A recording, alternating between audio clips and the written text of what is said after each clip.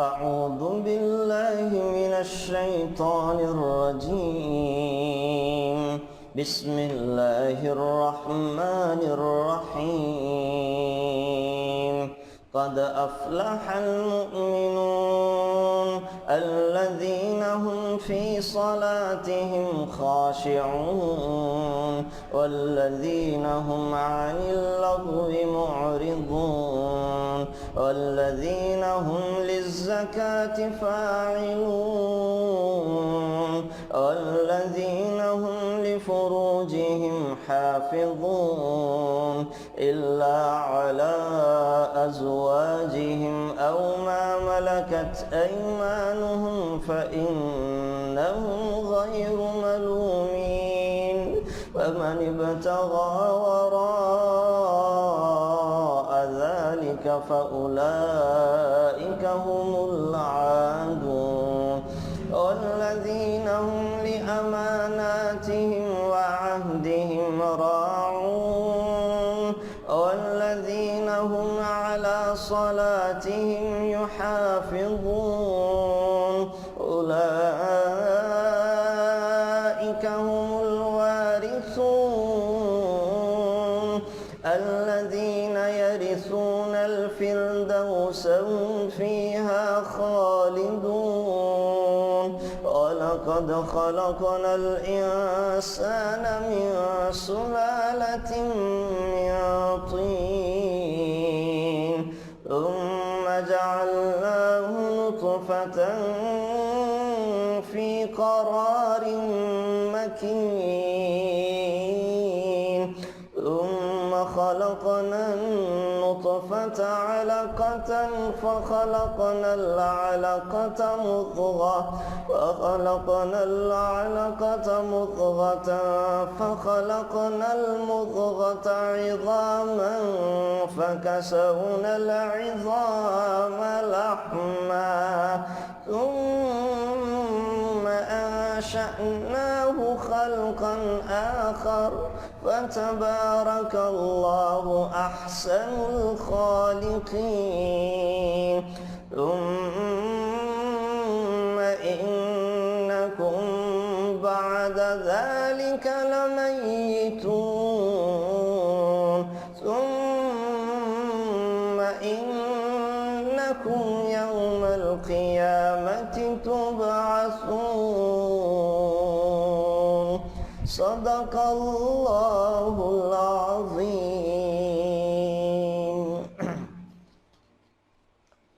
بسم اللہ الرحمن الرحیم. انشاءاللہ العزیز ہم آج 18واں پارہ پڑھیں گے. 18ویں پارے کے جو اہم مضامین ہیں میں ان کا ذکر انشاءاللہ آپ کے سامنے کر دوں گا.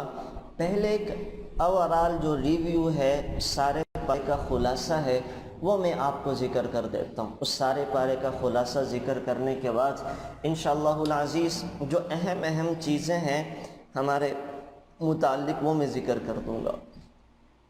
پہلے میں خلاصہ ذکر کرتا ہوں. سارے پارے میں اللہ تعالیٰ کیا فرما رہے ہیں.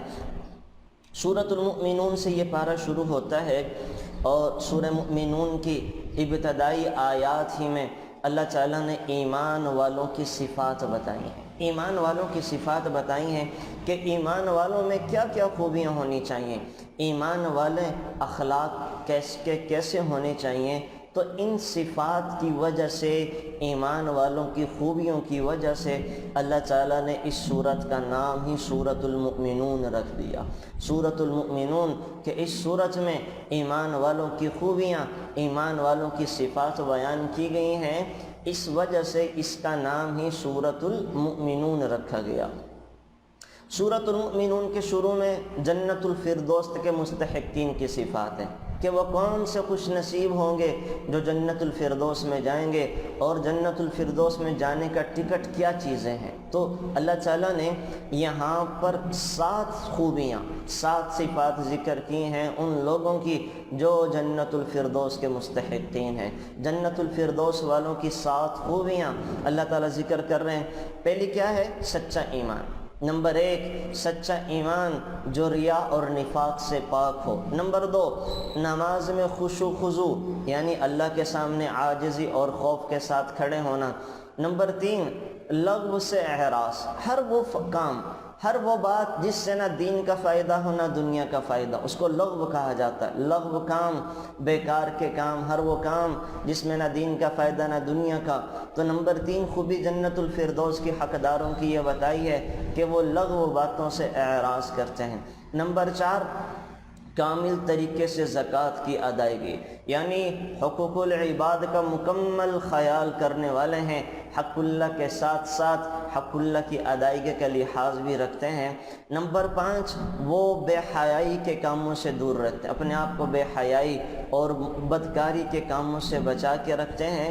نمبر 6 وہ امانتوں کا لحاظ کرتے ہیں، امانتوں کا لحاظ کرتے ہیں اور اپنے وعدوں کو پورا کرنے والے ہیں، امانتوں میں خیانت نہیں کرتے، وعدہ کر کے توڑتے کوئی نہیں ہے۔ اور نمبر 7 نمازوں کی حفاظت کرتے ہیں۔ نمازوں کی حفاظت کیا کا مطلب؟ ایک خوبی تو تھی دوسری کہ نمازوں کو پڑھتے ہیں خشوع و خضوع کے ساتھ، یہاں ہے نمازوں کا لحاظ رکھتے ہیں، یعنی نمازوں کو ان کے اوقات پر ادا کرتے ہیں، ان کے ارکان کے ساتھ، ان کے مستحبات کے ساتھ، سنن کے ساتھ وقت پہ ادا کرنے کا اہتمام کرتے ہیں۔ یہ نہیں کہ اذان ہو چکی اور آخری وقت میں نماز پڑھی جا رہی ہو، یہ نہیں کہ نماز ہو چکی اور بہت دیر میں جا کے جب وقت نکلنے لگا ہے تب نماز پڑھی جا رہی ہو۔ تو یہ 7ویں خوبی اللہ تعالیٰ نے بتائی ہے۔ تو یہ 7 خوبیاں ایمان والوں کی ہیں، ان لوگوں کی جو جنت الفردوس کے حقدار ہیں، جنت الفردوس کے مستحقین ہیں۔ پھر اللہ تعالیٰ نے آگے چل کے ماں کے پیٹ میں انسانی وجود کے مراحل بتائے ہیں کہ ماں کے پیٹ میں انسانی وجود کیسے بنتا ہے۔ مومنین کی خوبیاں بیان کرنے کے بعد اللہ تعالیٰ نے خود انسان کی زندگی اور اس کے تخلیق کے مراحل ذکر کیے ہیں۔ وہ قرآن کریم نے انسانی وجود کے مراحل آج سے 1400 سال پہلے ذکر کر دیے تھے، جب عرب و عجم کے حکماء میں سے بھی کوئی بھی ان کے بارے میں لب کشائی کی جسارت نہیں کرتا تھا۔ لیکن آج کی جدید میڈیکل سائنس نے جیسے سے قرآن نے کہا تھا ویسے ہی ثابت کیا کہ جیسے اللہ نے قرآن کریم میں ماں کے پیٹ میں ایک بچے کی پرورش کے پروان چڑھنے کے جو مراحل ہیں وہ ذکر کیے ہیں، آج کی جدید میڈیکل سائنس بھی انہی چیزوں پر تحقیق کر کے اپنے آپ کو آگے بڑھا رہی ہے۔ پھر اللہ تعالیٰ نے انسان کے وجود میں دلائل ایمان بیان کرنے کے بعد 3 قسم کے تکوینی دلائل ذکر کیے ہیں۔ میں نے آپ کو بتایا ہے ایک ہوتا ہے تشریعی اور ایک ہوتا ہے تکوینی امور، ایک ہوتا ہے تشریعی امور اور ایک ہوتا ہے تکوینی امور۔ تشریعی امور کیا ہوتے ہیں؟ ہر وہ کام جس کا تعلق شریعت کے ساتھ ہو، حلال حرام کے ساتھ ہو، پاکی ناپاکی کے ساتھ ہو، جائز اور ناجائز ہونے کے ساتھ ہو، انہیں کہا جاتا ہے تشریعی امور۔ اور ایک ہوتا ہے تکوینی امور۔ تکوینی امور سے کیا مطلب؟ وہ کام جن سے کائنات کا نظام چلایا جاتا ہے، وہ چیزیں، وہ کام جن سے کائنات کا نظام چلتا ہے، آسمانوں کا نظام، بارشوں کا نظام، ہواؤں کا نظام، رزق کا نظام، یہ ساری چیزیں جو انسان کی ضرورتیں ہوتی ہیں انہیں تکوینی امور کہا جاتا ہے۔ تو اللہ تعالیٰ قرآن کریم میں دونوں چیزیں ذکر کرتے ہیں، تشریعی امور بھی جن کا تعلق انسان کی شریعت کے ساتھ ہو، اور تکوینی امور بھی اللہ ذکر کرتے ہیں جن کا تعلق انسان کے رزق کے ساتھ ہے، ہواؤں کے ساتھ ہے اور آسمانوں کے ساتھ ہے، پانیوں کے ساتھ ہے۔ یہ چیزیں تکوینی کائنات کا نظام چلانے والی چیزوں کو تکوینی امور کہا جاتا ہے۔ تو اللہ تعالیٰ نے 3 دلائل تکوینی امور کے بھی ذکر کیے ہیں کہ ساتوں آسمانوں اور ان کے اندر جو عجیب و غریب مخلوقات ہیں سب اللہ کی پیدا کرتا ہے۔ پھر اللہ کہہ رہے ہیں بارش کا برسانا اور اس ایک بارش کے ذریعے رنگ رنگ کے پھل اور پھولوں کا اگانا، یہ میری قدرت اور سنت اور کاریگری ہے کہ پانی ایک ہی ہے، زمین ایک ہی ہے، اسی زمین سے کھٹے پھل بھی اگاتا ہوں، میٹھے پھل بھی اگاتا ہوں، پیلے اور سرخ رنگ کے بھی اگا رہا ہوں، زرد اور سبز رنگ کے بھی اگا رہا ہوں، کچے بھی ہیں، پکے بھی ہیں، پھیکا بھی ہے، تیکھا بھی ہے، کڑوا بھی ہے، میٹھا بھی ہے، نمکین بھی ہے۔ ایک ہی زمین میں ایک ہی پانی لگا کے مختلف چیزوں کو نکالنا یہ میرا کام ہے، میں اللہ ہوں، میں ان سب چیزوں پہ کرنے پہ قادر ہوں۔ یہ کہہ رہے ہیں۔ پھر اللہ تعالیٰ ایک اور چیز ذکر کر رہے ہیں کہ چوپاہوں اور جانوروں کے اندر کا دودھ، گوشت ہے، سواری اور بردباری جیسے منافع ہیں، یہ سب چیزیں بھی میں انسانوں کو پہنچا رہا ہوں کہ یہ جانور جو ہیں پانی پیتے ہیں، سبز رنگ کا چارہ کھاتے ہیں، ان کے جسموں کو تم ذبح کرو تو تمہیں خون نظر آئے گا، گوبر نظر آئے گا اور گوشت نظر آئے گا، لیکن یہ صاف شفاف دودھ نکالتے ہیں۔ تو اللہ کہہ رہے ہیں کہ یہ سب چیزیں میری قدرت کے اوپر دلیل اور دلالت کرنے والی چیزیں ہیں۔ تو اللہ تعالیٰ نے ماں کے پیٹ میں جیسے عجیب و غریب طریقے سے انسان کو پالتا ہے، ایسے ہی دنیا کے اندر چیزوں کو اللہ عجیب و غریب انداز میں پالتے ہیں، تو وہ ذکر کر رہے ہیں۔ پھر اللہ تعالیٰ کی قدرت اور وحدانیت کے دلائل ذکر کرنے کے بعد اللہ تعالیٰ نے پھر انبیاء علیہم السلام کے واقعات کو ذکر کرنا شروع کیا ہے۔ حضرت نوح، حضرت ہود، صالح، موسیٰ، عیسیٰ اور ہارون علیہ السلام کے قصے بیان کیے۔ پھر ان تمام انبیاء کی چونکہ دعوت ایک ہی ہوتی ہے، تمام انبیاء کا پروگرام اور مقصد ایک ہی ہے، گویا کہ ہر زمانے میں جو نبی آیا ہے وہ ایک ہی مقصد اور ایک ہی پروگرام لے کے آیا ہے، لیکن ہر زمانے میں لوگ مختلف ہو گئے، فرقوں میں بٹ گئے، گروہوں میں بٹ گئے، اور اپنے اپنے خیالات لوگوں نے اپنا لیے۔ تو یہاں پہ یہ اللہ تعالیٰ کہہ رہے ہیں کہ کیسے کہا جائے کہ مسلمان بھی اس صورتحال سے نہیں بچ پاتے۔ قرآن بھی ایک ہے، نبی بھی ایک ہے، مسلمانوں کا قبلہ بھی ایک ہے، لیکن مسلمان ایک نہیں ہے۔ قرآن ایک، قبلہ ایک، نبی ایک، لیکن مسلمان ایک نہیں رہے، بھانت بھانت کی بولیاں بول کر ایک دوسرے پر کفر کے فتوے لگانے لگے۔ اللہ کہہ رہے ہیں کہ ہم نے تو ایک بنایا تھا، یہ تم نے اپنے آپ کو کیوں بانٹ لیا، کیوں تقسیم کر لیا؟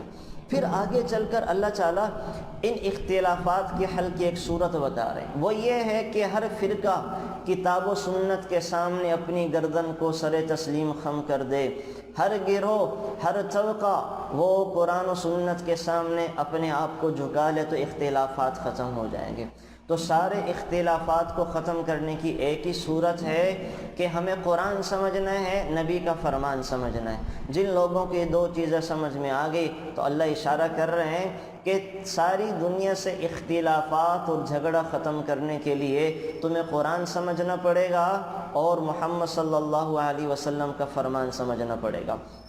تو ایک طرف تو وہ لوگ ہیں جو باہمی جدل و جدال، لڑائی جھگڑے میں ہیں، ان کے دل غفلت اور جہالت میں پڑے ہوئے ہیں۔ دوسری طرف اللہ کے وہ نیک بندے ہیں جو آپس میں محبت کرنے والے ہیں، ان کے دل بیدار اور ہدایت کے نور سے بھرے ہوئے ہیں۔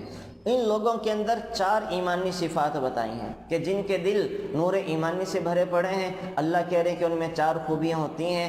نمبر 1، وہ اللہ کے عذاب سے ڈرتے ہیں۔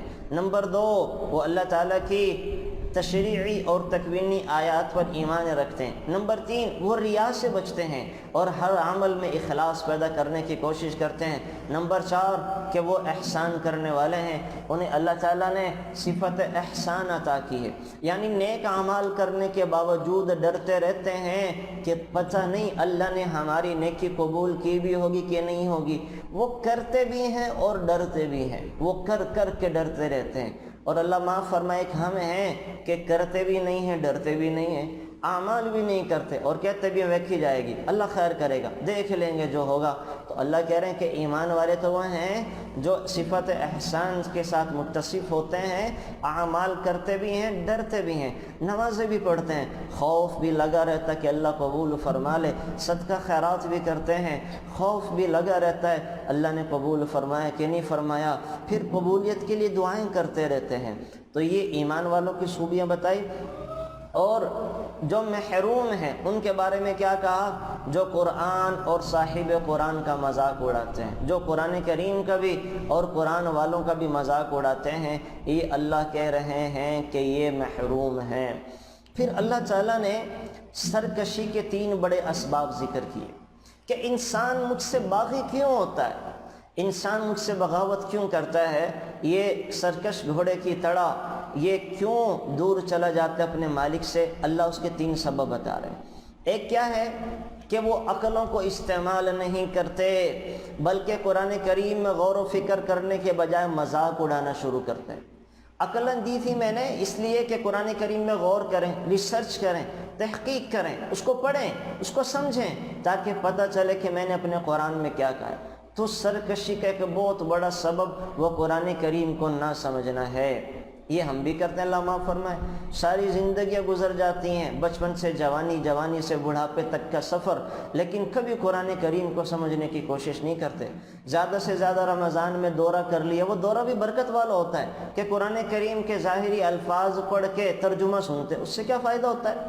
تو خود ہم ایک اہتمام نہیں کرتے کہ پتہ تو چلے قرآن کریم میں ہے کیا پیغام اللہ سنا رہے ہیں، کیا میسیج دے رہے ہیں۔ وہ بس برکت کے لیے جمع ہو جاتے ہیں اور جناب آیتوں کا ترجمہ پڑھ کے یہ سمجھتے ہیں کہ ہم نے قرآن کریم کا دورہ کر لیا۔ وہ تو برکت کے لیے، ایک ثواب کے لیے ہوتا ہے، لیکن اس کا فائدہ کوئی نہیں ہو رہا ہوتا۔ تو یاد رکھیں، یہ اللہ تعالیٰ کہہ رہے ہیں کہ پہلی سرکشی اور بغاوت کی وجہ وہ قرآن کریم میں غور نہ کرنا ہے۔ نمبر 2، اللہ کہہ رہے ہیں کہ یہ لوگ محض ضد اور عناد کی وجہ سے اللہ کو جھٹلاتے ہیں، ورنہ ان لوگوں کو سرکار دو عالم صلی اللہ علیہ وسلم کا حسب نسب، آپ کی دیانت اور صداقت کا پتہ ہے، لیکن اللہ کے نبی کی باتوں کو نہیں مانتے ضد اور عناد کی وجہ سے۔ تو تیسرا سبب اللہ ایک سوالی انداز میں کر رہے ہیں کہ معاذ اللہ یہ محمد صلی اللہ علیہ وسلم کو مجنون اور دیوانہ سمجھتے ہیں۔ آپ علیہ السلام کی باتوں کو ایک مجنون کی باتیں سمجھ کر انہیں نظر انداز کر دیتے ہیں۔ تو یہاں پہ یہ نسبت کی۔ پھر اللہ تعالیٰ نے آگے چل کے قیامت کے دن کا بتایا کہ توحید اور شرک کے بعد اس صورت کا اختتام 2 چیزوں پر ہو رہا ہے۔ قیامت کے دن انسان کے 2 فرقے بنیں گے، سعداء کے، نیک بخت جن کا نامہ اعمال دائیں ہاتھ میں دیا جائے گا، نمبر 2 بدبخت جن کا نامہ اعمال بائیں ہاتھ میں دیا جائے گا۔ ان کا کوئی تعلق دنیا والا ان کے کافروں کے کام نہیں آئے گا۔ انہیں کہا جائے گا جیسے تم دنیا میں ایمان والوں کا مذاق اڑاتے تھے، آج حشر کے میدان میں تمہارا مذاق اڑایا جائے گا۔ پھر اللہ نے ایک سوال کیا ان سے کہ تم زمین میں کتنے برس رہے؟ وہ کہیں گے کہ 1 روز یا 1 روز سے بھی کم رہے۔ اللہ تعالیٰ فرمائے گا کہ تم بہت ہی کم رہے، کاش کہ تم جانتے کَأَلْفَ سَنَةٍ مِّمَّا تَعُدُّونَ۔ تو ان سے یہ جو سوال ہوگا انہیں شرمندہ کرنے کے لیے اور آخرت کی لامحدود زندگی کو بتانے کے لیے کہ تم دنیا میں جتنا بھی رہے ہو یہ آخرت کے مقابلے میں لمحہ بھر کے برابر کی زندگی ہے۔ اصل زندگی تو تمہاری اب شروع ہونے والی ہے، اصل زندگی تو تمہاری اب شروع ہونے والی ہے۔ پھر اللہ تعالیٰ اہل جنت سے سوال کرے گا کہ تم زمین پر کتنے سال رہے؟ وہ عرض کریں گے کہ 1 دن یا دن کا کچھ حصہ، 1 دن یا دن کا کچھ حصہ۔ اللہ تعالیٰ فرمائیں گے تمہیں 1 دن یا دن کا کچھ حصہ جو ملا، تم نے اس میں بہت اچھی تجارت کی کہ میری رحمت، میری رضا اور میری جنت کو خرید لیا، اب تم ہمیشہ ہمیشہ کی جنت میں جاؤ۔ پھر اللہ اہل دوزخ سے سوال کریں گے، جہنم والوں سے، کہ تم دنیا میں کتنے سال رہے؟ وہ بھی وہی جواب دیں گے جو جنت والوں نے دیا تھا کہ دن یا دن کا کچھ حصہ رہیں۔ اللہ تعالیٰ فرمائیں گے کہ تم دنیا میں جو رہنے کا موقع ملا، تم نے بڑی بری تجارت کی، بڑی بری تجارت کی، تم نے میری آگ اور ناراضگی کو خرید لیا، اب تم ہمیشہ ہمیشہ کے لیے اس کے اندر پڑے رہو، ہمیشہ ہمیشہ کے لیے اس کے اندر پڑے رہو۔ پھر اللہ تعالیٰ نے آخری آیت میں رسول اللہ صلی اللہ علیہ وسلم کے واسطہ سے ہمیں دعا مانگنے کا طریقہ سکھایا کہ مجھ سے دعا کیا کرو۔ وہ کیا؟ اے میرے ربا مجھے معاف فرما دے، مجھ پر رحم فرما، اور تو سب رحم کرنے والوں سے زیادہ رحم کرنے والا ہے۔ رب اغفر ورحم وانت خیر الراحمین، یہ جو آخری آیت ہے اس کی، رب اغفر ورحم وانت ارحم الراحمین، سورۃ الانبیاء کی، یہ اللہ تعالیٰ اس کے آخر کے اندر ذکر فرما رہے ہیں۔ یہ یہاں پہ اس کو اس طرح بھی پڑھ سکتے ہیں، ربنا الرحمن المستعان علی ما تصفون، اور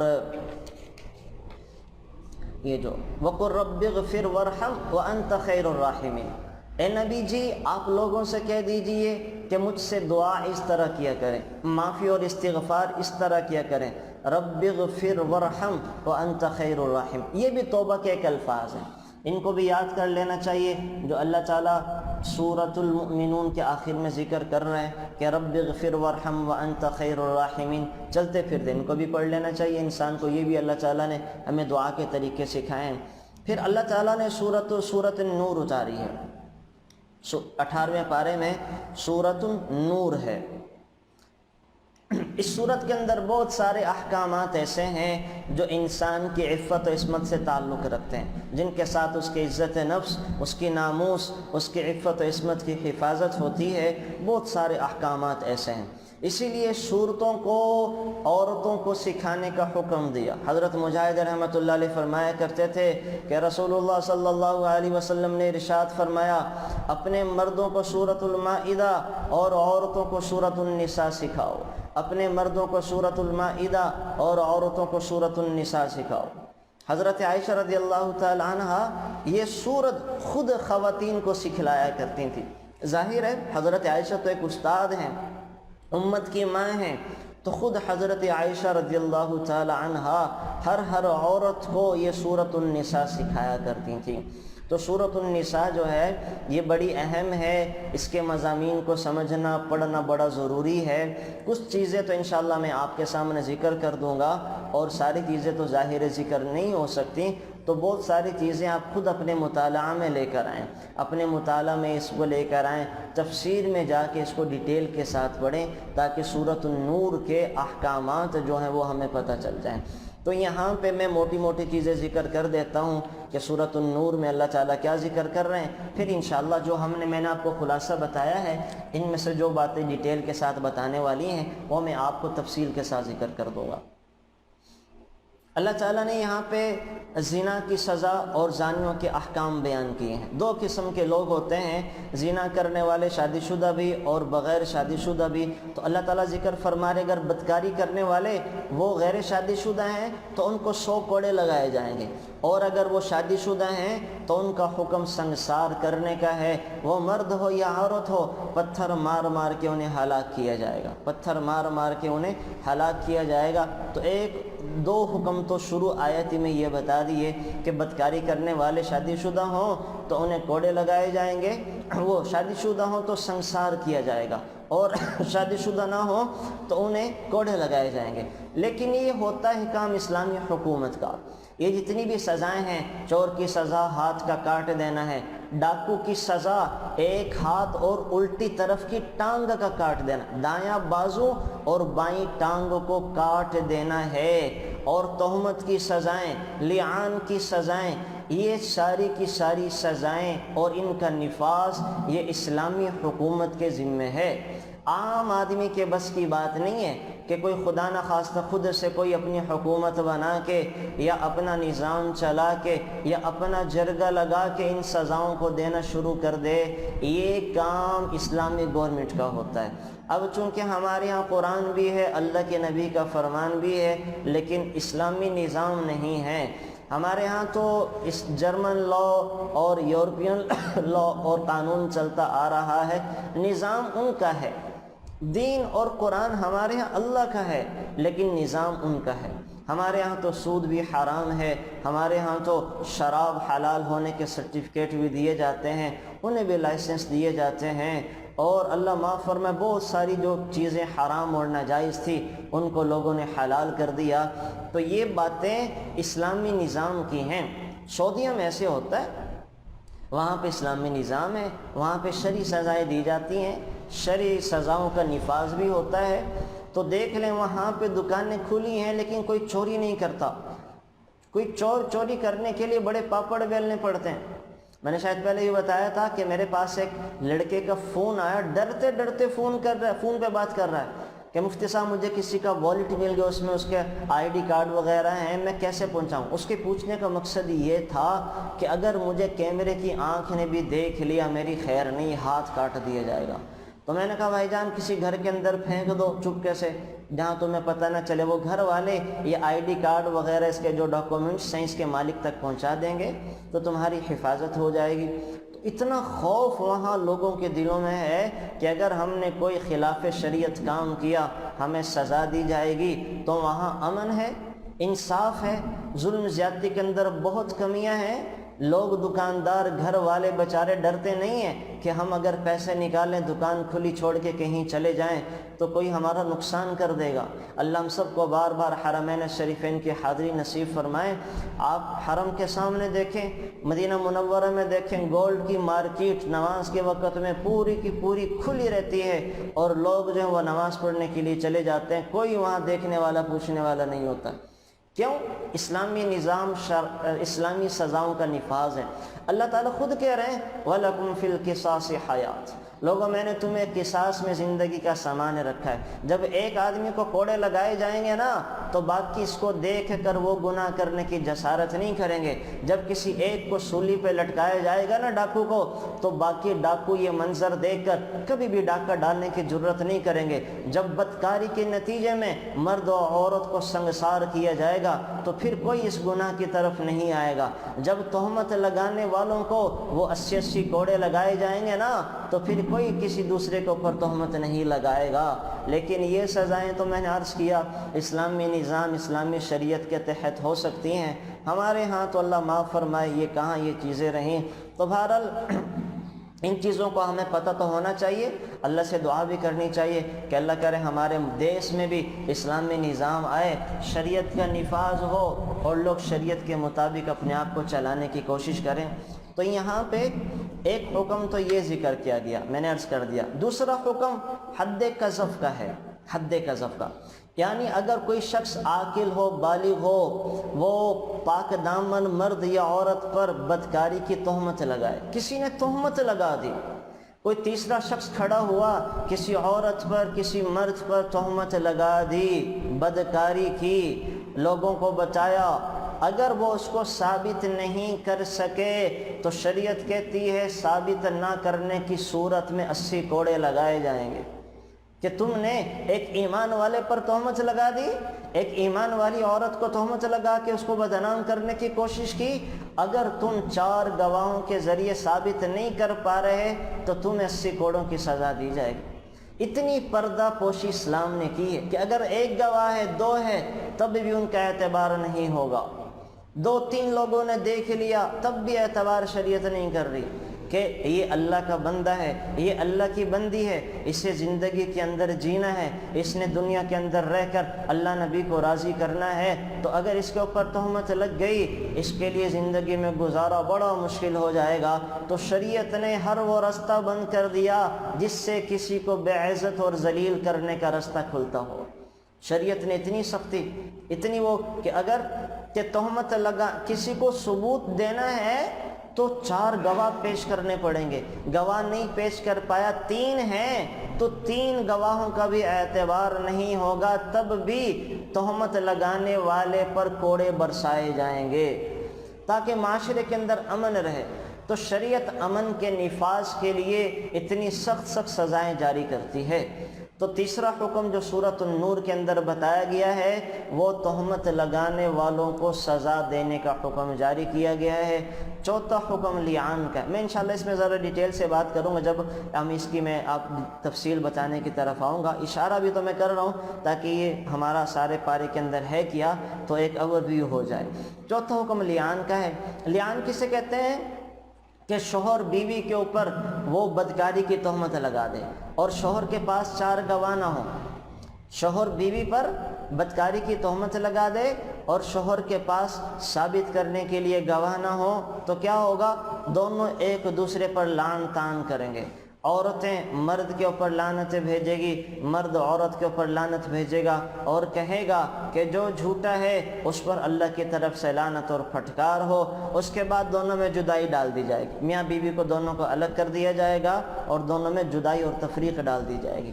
پھر 5ویں حکم کے طور پر یہ حضرت عائشہ رضی اللہ تعالی عنہا کا قصہ تفصیل کے ساتھ ذکر کیا کہ حضرت عائشہ صدیقہ رضی اللہ تعالی عنہا پر جو تہمت لگائی، یہ واقعہ افک پیش آیا اور جھوٹ اور بہتان باندھا تو تہمت لگانے والوں کو تو کوڑوں کی سزا دی گئی اور اللہ تعالیٰ نے حضرت عائشہ کے مقام و مرتبہ کو بلند کرنے کے لیے 7 آسمانوں سے ان کی برات کے لیے 10 آیتیں اتار دیں اور قیامت تک کے لیے لوگوں کو بتایا فرمایا کہ جب لوگوں پر تہمتیں لگتی ہیں تو لوگ آ کر گواہیاں دیتے ہیں. لوگوں پر تہمتیں لگی، بچوں نے آ کر گواہیاں دی. حضرت مریم پہ لگی، بچے نے آ کے گواہی دی. یوسف علیہ السلام پہ لگی، بچے نے آ کے گواہی دی. جریج عابد پہ لگی، بچے نے آ کے گواہی دی.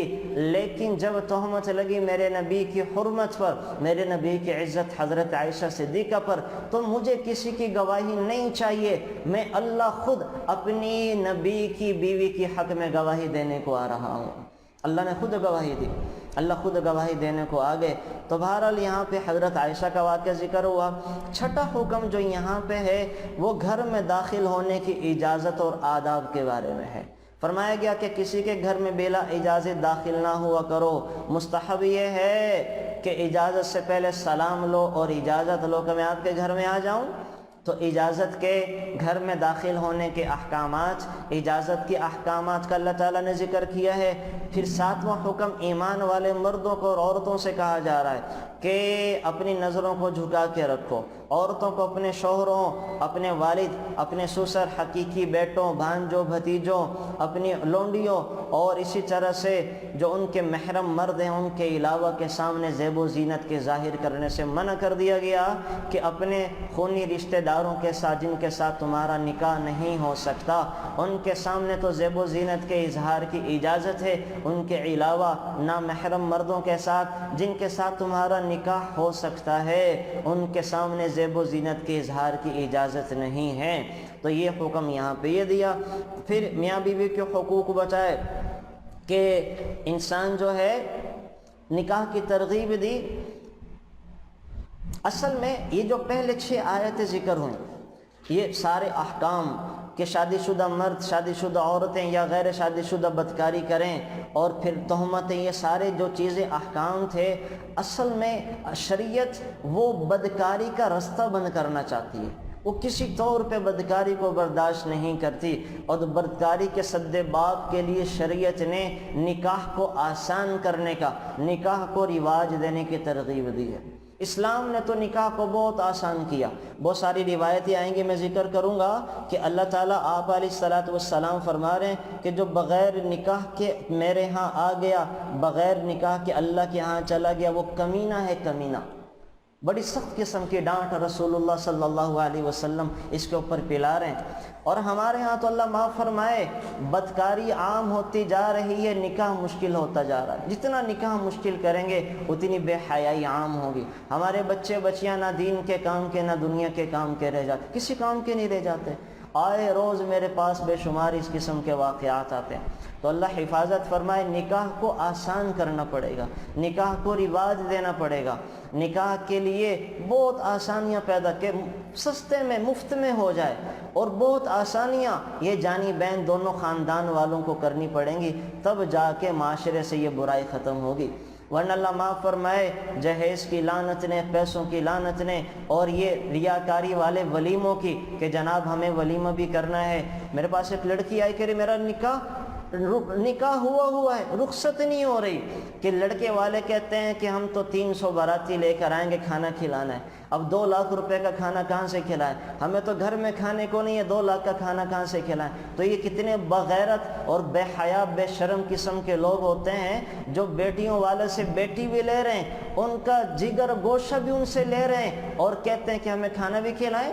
ہم برادری کے لوگ بھی اتنے لے کر آئیں گے. تو ایسے لوگوں کو تو پانی میں اور گندے پانی میں ڈوب کے مر جانا چاہیے کہ ان بے شرموں کو حیا نہیں آتی کہ ان کا جگر گوشہ بھی لے کے آ رہے ہیں. جس بچی کو اس کی ماں نے 18-20 سال باپ نے ناز نخروں کے ساتھ پالا، اس کا آنکھوں سے آنسو برداشت نہیں کرتے تھے، اب اس کو اپنے گھر لے کے جانے کے لیے اتنے نخرے کرتے ہیں، اتنے ان کو پاپڑ بلواتے ہیں.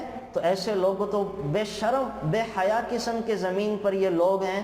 تو بہرحال یہ چونکہ ہم ہندوؤں سے کنورٹ ہو کے آئے ہیں نا، تو ہمارے ہاں وہ رواج ختم نہیں ہو پا رہے. ہمارے ہاں قرآن بھی آ گیا، ہمارے ہاں اسلام بھی آ گیا، اللہ کے نبی کی تعلیمات بھی آ گئی، ہم سنتے سناتے بھی ہیں، لیکن آج تک ہندوانہ طور طریقوں کو چھوڑنے کو تیار نہیں ہے. بڑے بڑے اعلیٰ خاندان بھی ہم نے دیکھے کہ جو تبلیغ میں بھی جاتے ہیں، دعوت کا کام بھی کرتے ہیں، حج عمرے بھی کرتے ہیں، حاجی صاحبان بھی کھلاتے ہیں، لیکن وہی شادیوں کے معاملے میں ہندوانہ رسم و رواج، بری کی نمود و نمائش، جہیز، لین زبردستی منہ سے بول کے لیتے ہیں، کہتے ہیں کہ لڑکی والے کیا لے کر آئیں گے، کیا دیں گے ہمیں، اس قسم کی بات، کھانے میں کیا کھلائیں گے۔ تو یہ ساری کیوں؟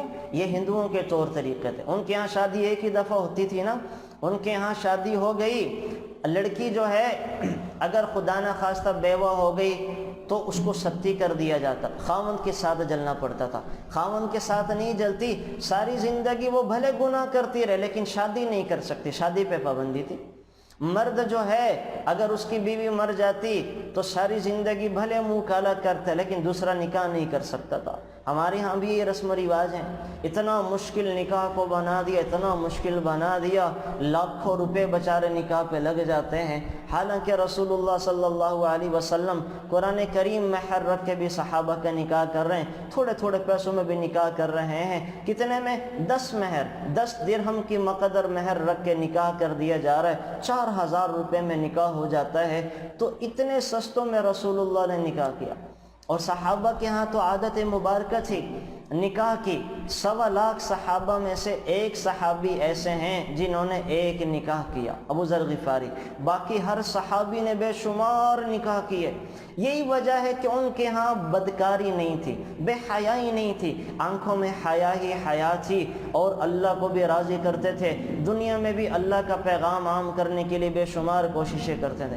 اب مجھے ایک بات بتائیں، ہمارے ہاں جو ہر چیز پہ بات کرتے ہیں، لوگ بے حیائی کے ڈراموں کو بھی دیکھتے ہیں، سب چیزوں کو سب کچھ کرتے ہیں، جھوٹ بولتے وقت شرم نہیں آتی، سود کے لین دین کرتے وقت شرم نہیں آتی، رشوت کے لین دین کرتے وقت شرم نہیں آتی، لیکن نکاحوں کے موقع کے اوپر لوگ شریعت کی طرف آتے ہی نہیں ہیں۔ آپ مجھے ایک بات بتائیں، حضرت فاطمہ رضی اللہ تعالی عنہا جنت کی خاتون ہیں، جنت کی سردار ہیں، رسول اللہ صلی اللہ علیہ وسلم کی لخت جگر ہیں، اور دنیا کے اندر ایسی خاتون کوئی نہیں، ظاہر ہے میرے نبی کی بیٹی ہیں، سب سے زیادہ حسین دنیا کی عورت ہوں گی، لیکن حضرت علی کے نکاح میں آئے ہوئے کچھ عرصہ ہوا، حضرت علی رضی اللہ تعالی عنہ کو ابو جہل کی بیٹی پسند آ گئی، حضرت علی نے نکاح کا پیغام بھی بھیج دیا۔ اب آپ مجھے ذرا ایک لمحہ سوچ کے بتائیں کہ حضرت فاطمہ جیسی خاتون جس کے نکاح میں ہو تو کیا اس شخص کے لیے یہ بنتا ہے کہ کسی اور کی طرف نظر اٹھے؟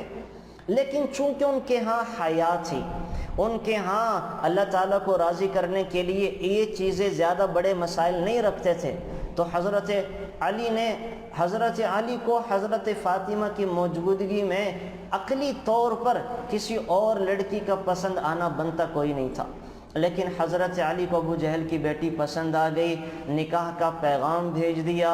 وہ تو اللہ کے نبی نے کسی وجہ سے منع کر دیا کہ ابو جہل تو کافر ہے، اور حضرت علی سے کہا کہ اللہ کے نبی کی بیٹی اور اللہ کے دشمن کی بیٹی ایک گھر میں جمع نہیں ہو سکتی۔ یہ نہیں کہا تھا کہ تم دوسرا نکاح نہیں کر سکتے، دوسری بیوی نہیں لے کے آ سکتے، اس کی وجہ تھی کہ ایک طرف تو اللہ کے نبی ہیں جو ساری دنیا کے اندر اسلام لے کے آنا چاہتے ہیں، ایک طرف اللہ کا سب سے بڑا دشمن ابو جہل ہے، اس کی بیٹی، تو یہ دونوں کے ایک جگہ جمع ہو تو معاملات دین کے حساب سے بگڑ جائیں گے، اس وجہ سے آپ علیہ الصلوۃ والسلام نے منع فرما دیا۔ تو پھر حضرت فاطمہ کی دنیا سے رخصت ہونے کے بعد حضرت علی نے 3 شادیاں کی اور 19 باندیاں رکھی، ایک ہی وقت میں 20 بیویاں باندیوں کی اور بیویوں کی شکل میں تھی۔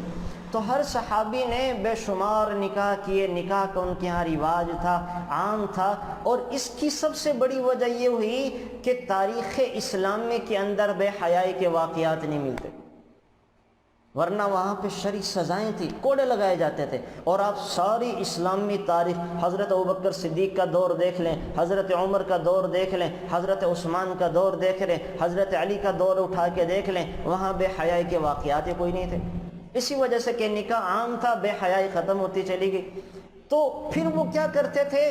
وہ جب باحیا ہوئے تو اللہ کے قریب ہوتے چلے گئے، دنیا فتح کرتے چلے گئے، دنیا کے اندر اللہ کا پیغام پرچار کرنے کے لیے وہ پھیلتے گئے، پھولتے گئے، آگے بڑھتے چلے گئے۔ اور اللہ معاف فرمائے، ہمارے معاشرے میں ماں باپ پہلے تو بچوں اور بچیوں کی نگرانی نہیں رکھتے، جب بچے بچیاں بڑے ہو جاتے ہیں اور وہ کہیں خود کسی کو پسند کرنے لگتے ہیں، پھر ان پہ پیرے بٹھا دیتے ہیں، پھر وہاں ان کی برادری آڑے آ جاتی ہے، پھر سٹیٹس آڑے آ جاتا ہے، پھر کہتے ہیں نہیں ہماری برادری اور ذات پات کا فرق ہے۔ لعنت ہے ایسے لوگوں کے اوپر جو ذات پات برادری کے چکروں میں آ کے اپنے بچے بچیوں کی خوشیاں، اور اگر صحیح طرح سے بچے بچیاں وہ انہوں نے کوئی رشتہ دیکھیں، ایک یہ تو غلط ہی ہے کہ بچے بچیاں خود اس طرح سے آزاد ہو کے کام کریں، لیکن اگر نگرانیاں نہیں کی اور بچے بچوں نے خود سے کوئی رشتہ پسند کر لیا، تو ماں باپ اگر اپنی ذات پات ناک کی وجہ سے، سٹیٹس کی وجہ سے بچے بچی کا رشتہ نہیں کرتے، تو عام طور پہ یہ رشتہ نہ کرنا تباہی اور بربادیاں لے کے آتے ہیں۔ بچوں کی جوانی بھی ضائع، ان کا کریئر بھی تباہ، ان کی نوکریاں بھی تباہ، ان کی پڑھائیاں بھی تباہ و برباد۔ میرے پاس روز یہ کیس آتے ہیں، بچے بھی آ کے بتاتے ہیں، بچیاں بھی آ کے بتاتی ہیں کہ ماں باپ نہیں مانتے۔ وہ کیا کرتے ہیں؟ پھر بھاگ جاتے ہیں۔ وہ کیا کرتے ہیں؟ وہ یونیورسٹیوں میں بھی جا کے وہ اپنی جگہوں پہ بھی اسی پروپوگنڈے میں سارا وقت گزار دیتے ہیں کہ ہم کیا کریں، کیسے اپنی زندگی کو بچائیں، کیسے سروائیو کریں، کیسے دوڑ لگا دیں، کیسے بھاگ جائیں۔ تو خدا را ماں باپ سے میری گزارش ہے کہ نگرانی رکھیں۔ اگر اس طرح بچے بچیاں آپس میں وہ ان کا رشتہ طے کرنے جا رہے ہیں تو جوڑ ہے آپس میں، دونوں خوش رہ سکتے ہیں، دونوں ایک دوسرے کو کھلا کے کما کے کھلا پلا سکتے ہیں، تو پھر خدا را ذات پات کا مسئلہ نہ بنائے، پھر برادری کا مسئلہ نہ بنائے، پھر اپنی ایگو کا مسئلہ نہ بنائے، پھر خاندان میں کہ ہماری اماں نہیں مان رہی، دادی نہیں مان رہی، دادا نہیں، ان چیزوں کا مسئلہ نہ بنائے۔ نہ مانے، بچہ بچی کو دیکھیں کہ ان کی زندگی آپ داؤں پہ لگا دیتے ہیں۔ دادا دادی نہیں مان رہے تو نہ مانے، دادا دادی نے تو اپنی زندگی گزار لی، نانا نانی نہیں مان رہے تو نہ مانے، انہوں نے اپنی زندگی گزار لی ہے۔ دیکھیں بچہ بچی کا فائدہ کس کے اندر زیادہ ہے۔ اور رہا ذات پات کا بت، تو میرے نبی نے ہر جگہ پہ دیکھیں شادی کر کے لوگوں کے لیے راستے آسان کیے، بیوہ سے بھی شادی کی، مطلقہ سے بھی شادی کی، بچوں والی سے بھی شادی کی، کنواری سے بھی شادی کی، پھر میرے نبی نے اس مسلمان سے بھی شادی کی، عیسائی سے بھی شادی کی، یہودن سے بھی شادی کی۔ میرے نبی نے اپنی بیٹیاں، ایک بیٹی اپنے خاندان میں دی حضرت فاطمہ، باقی اپنی دوسری بیٹیاں دشمن کے خاندان میں دی ہیں۔ ذات پات کا بھی لحاظ نہیں رکھا، دین کا لحاظ رکھنا چاہیے۔ تو ہمارے یہاں جناب ذات پات کا بت ہی نہیں ٹوٹ پاتا۔ کتنی بچیاں ایسے گھر میں بیٹھی ہوئی ہیں، ماں باپ اڑ جاتا ہے، بیوقوف ہے، نہیں ہم نے جناب اپنی برادری میں کرنا ہے۔ بچی کی عمر نکل جاتی ہے، بچے کی عمر نکل جاتی ہے، وہ گناہوں میں لگے رہتے، اس چکر میں نہیں اپنی برادری کی نہیں مل رہی۔ بھائی آپ کی برادری کون سی آسمان سے آئی ہے؟ ہمارے پاکستان میں تو اکثر لوگ ہیں ہی ہندوؤں کی اولاد، اکثر ہیں ہی سکھوں کی اولاد۔ آپ میں سے کون بتا سکتا ہے کہ پڑ دادا کا نام کیا تھا، سڑ دادا لکڑ دادا کا نام کیا تھا؟ اکثر لوگوں کو نہیں پتا۔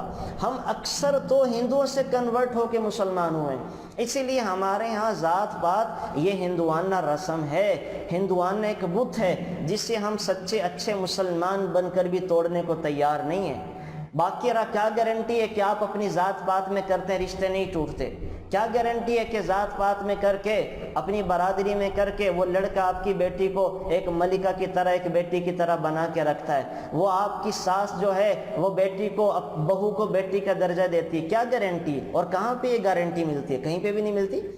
اپنے بھی بس اوقات بیگانے ہو جاتے ہیں اور بیگانے بھی بس اوقات اپنوں سے زیادہ پیار دیتے ہیں۔ تو ان چیزوں سے نکلیں، یہ کلچر سے نکلیں، خدا را یہ روایات سے نکلیں، یہ رسموں سے نکلیں، شریعت کی طرف آئیں، پاکیزہ دین دیکھیں کہ کتنی سرکار دو عالم صلی اللہ علیہ وسلم نے شریعت نے آسانیاں کی۔ تو سورہ نور کے اندر جو اللہ تعالیٰ ذکر فرما رہے ہیں یہاں پہ کہ یہ سخت سزائیں ہیں، کون یہ سزائیں دیتا ہے، اور ہمارے معاشرے میں کیا کیا نہیں ہوتا، اور کون کون سا گناہ نہیں ہوتا، اور اس گناہ کو دبا دبا کے لوگ وہ اور گناہ پہ گناہ کرتے رہتے ہیں۔ لیکن شریعت محمدیہ نے تو ان کی سخت سزائیں سنائی تھی، نکاح کو عام کیا تھا۔ جتنا نکاح عام ہوگا اتنا یہ بدکاری والا معاملہ ختم ہوتا جائے گا۔ اور یاد رکھیں، نکاح کو عام نہیں کریں گے پھر بدکاری کو آپ لاکھ دعائیں مانگے نہیں روک سکتے، آپ اس بے حیائی کے کلچر کو لاکھ کوششیں کر لیں نہیں روک سکتے۔ اس کا ایک ہی حل ہے جو شریعت نے ہمیں بتایا ہے کہ وہ نکاح کی شکل میں۔ تو اللہ تعالیٰ یہاں پہ نکاح کو وہ آسان کر رہے ہیں۔ جو لوگ نکاح نہیں کر سکتے تھے ان کے لیے شریعت نے باندیاں رکھی تھی کہ وہ باندیاں لے آئیں پیسوں سے، ان کے پاس اتنے وسائل نہیں ہیں تو کم پیسوں سے باندیاں لے کر آئیں اور اپنے آپ کو پاک دامن رکھیں۔ تو بہرحال یہاں پہ جو ہے وہ اسلام نے بہت ساری چیزوں کو وہ بتایا ہے اور بہت سارے احکامات دیے ہیں۔ آگے چل کر جو ہے یہ ذریعہ معاش کے متعلق، زمانہ جاہلیت میں لوگ حرام رستوں سے بھی وہ مال کمایا کرتے تھے، سود کے ذریعے، شراب کے ذریعے اور باندیاں رکھ کر ان کے عزت اور ناموس کے ذریعے۔ عبداللہ بن ابی سلول جیسا چودھری جو اپنے آپ کو مکہ مکرمہ کا چودھری سمجھتا تھا اور جو رسول اللہ صلی اللہ علیہ وسلم کے مدینہ منورہ میں آنے سے پہلے اپنے آپ کو مدینہ منورہ کا بے تاج بادشاہ سمجھتا تھا، اس نے بھی ایسی لونڈیاں پال رکھی تھی جن کی کمائی کھایا کرتا تھا۔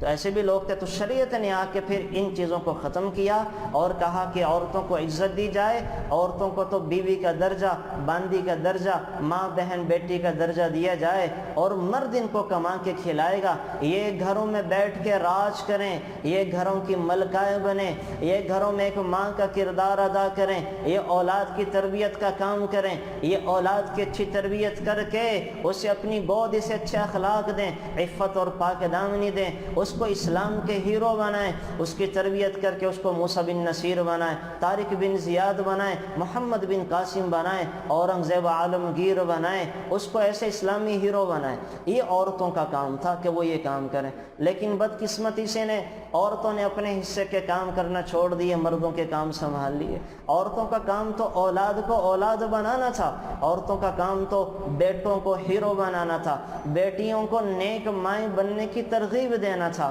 لیکن عورتیں جو ہیں وہ یہ کاموں کو چھوڑ کے اپنے کھانے پکانے میں، کچن میں، نوکریوں کے اندر، پڑھنے پڑھانے میں لگ گئیں۔ اچھا پڑھ کے اچھی ڈاکٹر بن گئی لیکن اچھی ماں نہیں بن سکی، اچھا پڑھ کے اچھی پروفیسر بن گئی لیکن اچھی بیوی نہیں بن سکتی، اچھا پڑھ کے وہ بہت بڑی موٹیویشنل اسپیکر بن گئی لیکن اچھی ساس نہیں بن سکتی۔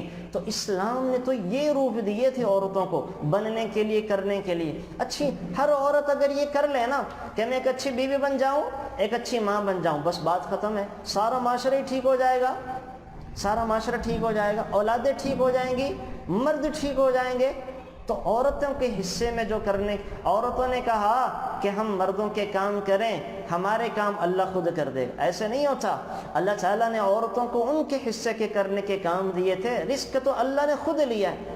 دیکھیں نا، مرد کما کما کے کھاتا ہے، عورت کو تو شریعت نے ہر روپ میں گھر کی ملکہ بنایا ہے۔ باپ کا انتقال ہو ایک حصہ دے دیا، اچھا باپ کے بعد وہ بیوی بن کے جائے گی تو خاوند کی ذمہ داری کہ خاوند سنبھالے، خاوند خیال کرے گا، خاوند اس کو کھلائے گا بھی، پلائے گا بھی، گھر بھی دے گا، ساری چیزیں، ساری ضرورتیں خاوند پوری کرے گا۔ یہاں تک کہ اگر عورت کہے کہ میں اس بچے کو پیسے لے کر دودھ پلاؤں گی، بچہ تمہارا ہے، تو شریعت نے کہا کہ خاوند پھر بھی بیوی کو پیسے دے۔ اگر وہ مصر ہو جائے، مجبور ہو جائے کہ تمہارے بچے کو پیسے لے کے دودھ پلاؤں گی، تو شریعت کہہ رہی ہے کہ پیسے دو۔ تو اس روپ میں بھی عورت کے مزے کروائے۔ پھر وہ ماں بنے گی، بیٹا دیا تو بیٹے کے ذمہ لگا دیا کہ جناب اپنی والدوں کو کھلاؤ، والدہ کو کما کما کے کھلاؤ۔ تو عورتوں کو تو کئی حصے دیے، عورتوں کو تو کئی زیادہ حقوق دیے، لیکن عورتوں کی سب سے بڑی ذمہ داری کیا لگائی کہ وہ ایک اچھی ماں، ایک اچھی بیوی بن کے معاشرے کے اندر اپنا ہونے کا کردار ادا کرے، معاشرے کے سدھار میں کردار ادا کرے۔ لیکن وہی بات اللہ معاف فرمائے، ہر گھر کی یہی کہانی ہے، بچیوں کو یہی پڑھایا جاتا ہے کہ بیٹا تم نے بڑے ہو کے جاب کرنی ہے، بڑے ہو کے تم نے خود کو ڈاکٹر بنانا ہے، سیٹل کرنا ہے۔ تم نے خود مردوں کے شانہ بشانہ چلنا ہے۔ مائیں بچیوں کو یہ سبق دینا ہی بھول گئیں کہ میری بیٹی تم نے بڑے ہو کے اچھی بیوی بننا ہے، میری بیٹی تم نے بڑے ہو کے اچھی ماں بننا ہے، تم نے بڑے ہو کے پورے معاشرے کی تشکیل دینی ہے، تم نے بڑے ہو کے اللہ نبی کے مطابق ایک اچھے انسانوں کو بچوں کو بنانا۔ یہ باتیں عورتیں کرنا بھول گئی ہیں۔ اور اسی طریقے سے پھر آگے چل کر اللہ تعالیٰ عقیدہ اور ایمان کے بارے میں بتا رہے ہیں اور منافقین کی مثال دے رہے ہیں، مومنین کی مثال دے رہے ہیں، اور پھر اجتماعی اور معاشرتی زندگی کے کچھ پہلو بتائے ہیں۔ یہ اس کا موٹا سا خلاصہ تھا۔ اب میں آپ کے سامنے ذرا تفصیل کے ساتھ یہ احکامات اور چیزیں ذکر کرتا ہوں۔ اللہ تعالیٰ شروع تو فرما رہے ہیں سورۃ المؤمنون سے۔ سورۃ المؤمنون کے بارے میں یہ ہے کہ جب اس کی وحی آئی ہے تو صحابہ فرماتے ہیں کہ جب وحی اترا کرتی تھی تو شہد کی مکھیوں کی بن بناٹ کی سی آواز آتی تھی، جیسے شہد کی مکھیاں وہ چھتے کی شکل میں آئیں اور بن بنا رہی ہوں، تو ایسی سی آواز آیا کرتی تھی۔ تو ہم رسول اللہ صلی اللہ علیہ وسلم کے پاس بیٹھے ہوئے تھے کہ ہمیں ایسی سی آواز، مکھیوں کے بن بناٹ کی آواز آنے لگی، تو ہم سمجھ گئے کہ ابھی تازہ وحی آئی ہے، چلیں رسول اللہ کی طرف آئی تازہ وحی کو سن کر اپنے اپنے کاموں میں لگ جائیں گے۔ تو جب وحی آئی تو آپ علیہ السلام قبلہ رخ ہو کر بیٹھ گئے اور یہ دعا کرنے لگے، اللہم زدنا ولا تنقصنا واکرمنا ولا تہنا واعطنا ولا تحرمنا وآثرنا ولا تؤثر علینا وارض عنا وارضنا۔ اے اللہ ہمیں زیادہ دے کم نہ کر، ہمیں زیادہ دے، ہر چیز میں زیادہ دے کم نہ کر، اور ہمارے عزت بڑھا ذلیل نہ کر، ہمیں معاف فرما محروم نہ کر، ہمیں دوسروں پر ترجیح دے، ہم پر دوسروں کو ترجیح نہ دے، ہم سے راضی ہو جا اور ہمیں بھی راضی کر دے۔ اس کے بعد آپ علیہ السلام نے فرمایا، مجھ پر اس وقت 10 آیتیں ایسی نازل ہوئی ہیں جو شخص ان پر پورا عمل کرے گا وہ سیدھا جنت میں جائے گا۔ مجھ پر 10 آیتیں ایسی نازل ہوئی ہیں جو شخص ان پر پورا عمل کرے گا وہ سیدھا جنت میں جائے گا۔ سیدھا جنت الفردوس کی بشارت اللہ کے نبی سنا رہے ہیں جو سورۃ المؤمنون کی ان 10 آیتوں کے اوپر عمل کر لیں گے، سورۃ المؤمنون کی ان 10 آیتوں پر عمل کریں گے، جنت کی بشارت ہے۔ وہ کیا ہیں؟ قد افلح المؤمنون الذین هم فی صلاتهم خاشعون والذین هم عن اللغو معرضون۔ تو ایمان والوں کی 7 خوبیاں اللہ بتا رہے ہیں۔ 7 خوبیاں ہیں، آپ نے غور سے سننی ہیں۔ 7 خوبیاں ہیں، 7 کام ہیں کہ جن پر پورا عمل کرنے سے میرے نبی مرتے ہی جنت میں داخلے کی بشارت سنا رہے ہیں۔ اچھا یہاں پہ جو ہے نا قد افلح المؤمنون، یہ جو فلاح کس سے بولتے ہیں ایک تو یہ سمجھ لیں۔ ہم نماز میں بھی سنتے ہیں نا حی علی الصلاح حی علی الفلاح۔ میں آپ کو چلے نماز کا بتاتا ہوں۔ پہلے نماز ہم جو سنتے ہیں، نماز کا فلسفہ ہے کیا؟ انسان 4 کاموں میں لگا رہتا ہے، آگ ہوا پانی مٹی، آگ ہوا پانی مٹی، انہی چیزوں پر محنت کرنے میں لگا رہتا ہے، اور انہی چیزوں میں محنت کرتے کرتے اپنی جان دے دیتا ہے۔ عناصر 4، بعض لوگ آگ پر محنت کر رہے ہوتے ہیں، بعض ہوا انجینئر آگ پہ محنت کر رہے ہوتے ہیں، بعض ہواؤں پہ محنت کر رہے ہوتے ہیں کہ ہواؤں میں کیسے اڑ جائیں، بعض پانیوں میں محنت کر رہے ہوتے ہیں، بعض مٹی گارے پر محنت کر رہے ہوتے ہیں۔ سارے انسان 4 چیزوں پر محنت کر رہے ہوتے ہیں۔ تو جو اذان میں مؤذن کہتا ہے نا، اور ہم اپنے کام کاج میں مرد اور عورتیں لگی رہتی ہیں، تو اللہ اکبر، پہلا دفعہ مؤذن کہتا اللہ اکبر، اللہ سب سے بڑا ہے۔ اے وہ لوگو جو گارے مٹی پر محنت کر کے بڑا بننا چاہتے ہو، اللہ اکبر، اللہ سب سے بڑا، آؤ میری طرف۔ پھر اللہ کہتا اللہ اکبر، اے وہ لوگو جو ہواؤں پر محنت کر کے ہواؤں کو سر کرنا چاہتے ہو، اللہ ہواؤں سے بھی بہت زیادہ بڑا ہے۔ پھر تیسری دفعہ آواز آتی ہے اللہ اکبر، اے وہ لوگو جو پانیوں پر محنت کر کے پانیوں کو فتح کرنا چاہتے ہو، پانیوں کے سینوں کو چیر کر بڑے بڑے جہاز چلانا چاہتے ہو، ان پر محنت کو چھوڑو، آؤ میری طرف، اللہ اکبر، اللہ سب سے بڑا ہے۔ پھر چوتھی دفعہ آواز آتی ہے اللہ اکبر،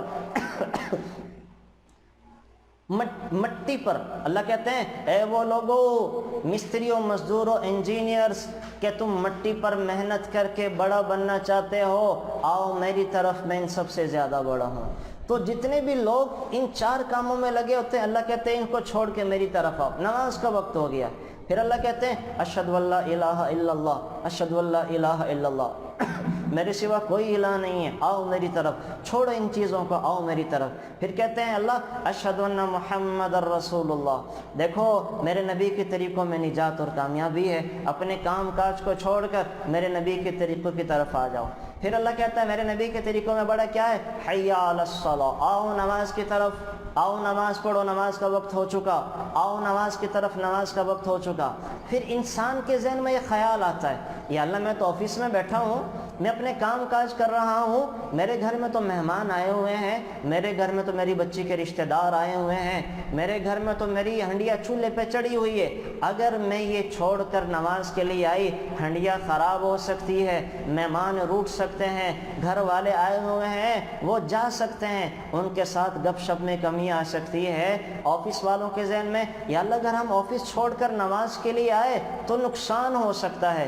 دکاندار کو اللہ وہ کہہ رہا ہوتا ہے یا اللہ کسٹمر آئے ہوئے ہیں، اگر میں گاہکوں کو چھوڑ کر تیری طرف آ گیا تو یا اللہ گاہک واپس جا سکتے ہیں، نقصان ہو سکتا ہے۔ یہ سارے نقصان انسان کے ذہن میں ہوتے ہیں تو اللہ کہتا ہے حی علی الفلاح، آؤ کامیابی کی طرف۔ جو تم اپنی دکان چولہا بند کر کے رشتہ داروں کو چھوڑ کر مصلی پر آ کر مجھے سجدہ کرو گی تو اس میں تمہارا نقصان نہیں ہے، میں اللہ کہہ رہا ہوں کہ تمہیں کامیاب کروں گا، فلاح دوں گا۔ فلاح کا لفظ یہ ہے کہ میں تمہارے دنیا کے کام بھی بناؤں گا، آخرت کے کام بھی بناؤں گا۔ اگر تم دکانیں چھوڑ کے میری طرف آؤ گے، گاہکوں کا بھیجنا میرا کام ہے، دلوں پر میرا قبضہ ہے، میں انہیں تیرے پاس بھیجوں گا۔ اگر تم اپنی ہنڈیا کو کاموں کو چھوڑ کر نماز کے بلانے پر میری طرف آؤ گے تو ذائقے ڈالنا تو میرا کام ہے، میں تمہاری اسی ہنڈیا میں ذائقے ڈال دوں گا، تمہارے خاوند کے دل میں تمہاری محبت ڈال دوں گا، تمہارے بچوں کے دلوں میں تمہاری فرما برداری کا جذبہ اور مادہ ڈال دوں گا کہ تم میری بات کو سن کر میری طرف آتے ہو تو میں سب کو تمہارا بنا دوں گا۔ یہ مطلب ہے فلاح کا کہ میں تمہیں کامیاب کروں گا، تمہاری دنیا کی ضرورتیں بھی پوری کروں گا، آخرت کی ضرورتیں بھی پوری کروں گا۔ تو انسان کے ذہن میں جو دھوکے چل رہے ہوتے ہیں اللہ کے بلانے پر، اللہ سب وسوسوں کو ختم کر کے کہہ رہے ہوتے ہیں کہ فکر نہ کرو، میری طرف آؤ گے تو کامیابی تمہارا مقدر بن جائے گی۔ تو یہ ہے نماز کا فلسفہ، حی علی الفلاح۔ پھر اللہ کہتے ہیں حی علی الفلاح، آؤ کامیابی کی طرف، تم نماز تو پڑھو، تمہیں میں دنیا بھی بنا دوں گا، آخرت بھی چمکا دوں گا۔ پھر اللہ کہتے ہیں اللہ اکبر اللہ اکبر، میں سب سے بڑا ہوں، چیزوں میں نہ لگ جاؤ، لوگوں میں نہ لگ جاؤ، انسانوں میں نہ لگ جاؤ، بہت چھوٹے ہیں، میری طرف آؤ، میں سب سے بڑا ہوں، لا الہ الا اللہ، میرے سوا کوئی بھی نہیں ہے، میرے سوا کوئی تمہارا پرسان حال نہیں ہے، میرے سوا کوئی تمہارا ضرورتوں کو پورا کرنے والا نہیں ہے، میرے سوا کوئی تمہاری فریاد کو سننے والا نہیں ہے، میرے سوا کوئی تمہاری حاجتوں کو پورا کرنے والا نہیں ہے، میرے سوا کسی کے پاس تمہارے زخموں کا مرہم اور مداوا نہیں ہے، آؤ میری طرف، میں سب سے زیادہ بڑا ہوں۔ یہ اذان میں مؤذن کہہ رہا ہوتا ہے، جو اللہ مجھے اور آپ کو معاف فرمائے، بدقسمتی سے ہمیں پتہ ہی نہیں کہ مؤذن کیا رہا ہوتا ہے۔ تو یہ فلاح کے لفظ سے اللہ شروع کر رہے ہیں یہ پارا، قد افلح المؤمنون، ایمان والے فلاح پا گئے، تو یہ ہے فلاح کا لفظ۔ تو فلاح کے لفظ کو ذہن میں رکھ کر اپنی عبادت کیا کریں۔ حی علی الفلاح، حی علی الفلاح، آپ کے ذہن میں سارا یہ نقشہ آنا چاہیے کہ اللہ ہمیں کامیابی کی طرف بلا رہا ہے۔ اللہ کہہ رہا ہے کہ اپنے کام کو چھوڑ چھاڑ کر آؤ، میں تمہارے کام میں برکت بھی ڈال دوں گا، دنیا میں عزت بھی دوں گا، آخرت کی ساری عزتیں تمہاری مقدر ہوں گی۔ یہ نقشہ ذہن میں آنا چاہیے سارا، تب دیکھیں آپ کا ایمان آپ کو ہر حالت میں اٹھا کے مصلی پر لے کر آئے گا، مصلی پر لا کر کھڑا کر دے گا۔ وہ فجر میں مؤذن کی آواز سنے گی، اور یہ ہمیں اگر مطلب پتہ ہو حی علی الفلاح، آؤ بندوں میں تمہیں کامیاب کروں گا، پریشان نہ ہو، نیند چھوڑ کر آؤ، میں تمہیں کامیابی کروں گا، کامیابی دوں گا۔ تو یہ مطلب ذہن میں رکھیں، اور یہاں سے اللہ ابتدا کر رہے ہیں۔ آگے پھر اللہ 7 چیزیں ذکر کر رہے ہیں کہ پہلی خوبی کیا ہے، الذین قد افلح المؤمنون الذین هم فی صلاتهم خاشعون، کہ جو نماز تو پڑھتے ہیں لیکن خشوع خضوع والی نماز پڑھتے ہیں۔ خشوع خضوع والی نماز کیا ہے؟ خشوع خضوع والی نماز کہ دو چیزیں ذہن میں رکھیں، ظاہری سکون، باطنی اطمینان، کہ انسان ظاہر میں اپنے کپڑوں سے، بدن سے، بالوں سے، ہاتھوں سے، داڑھی سے نہ کھیل رہا ہو، یہ ظاہری سکون ہے۔ اور باطنی اطمینان کے دل میں وسوسے نہ لے کر آئے، وسوسے آئیں ان کو دور کر دے۔ نماز میں ہیں، نماز میں وسوسے آتے ہیں، ساری بھولی ہوئی باتیں نماز میں یاد آتی ہیں، سارے کام نماز میں یاد آتے ہیں، اور کھانے پکانوں کی ترکیبیں نمازوں میں یاد آ رہی ہوتی ہیں، نئی نئی ڈشیں بنانے کی ترکیبیں نمازوں میں یاد آ رہی ہوتی ہیں۔ تو اگر آ بھی جائیں تو ان کو جھٹک دیں، جھٹک دیں۔ کوئی آنا برا نہیں ہے، لانا برا ہے۔ یاد رکھیں، وسوسوں کا آنا برا نہیں ہے، وسوسوں کا لانا برا ہے۔ وسوسوں کا آنا تو عین ایمان ہے۔ صحابہ نے بھی کہا یا رسول اللہ وسوسے آتے ہیں، ایسے ایسے خیالات کے بات بتانا پسند نہیں کرتے، تو اللہ کے نبی نے کہا ذالک محض الایمان، یہ تو کامل ایمان کی علامت ہے کہ چور وہیں آتا ہے جہاں پہ خزانہ ہوتا ہے، جہاں خزانہ ہی نہ ہو چور وہاں کہاں پہ آئے گا۔ تو وسوسے آتے ہیں، ہر ایک کو آتے ہیں۔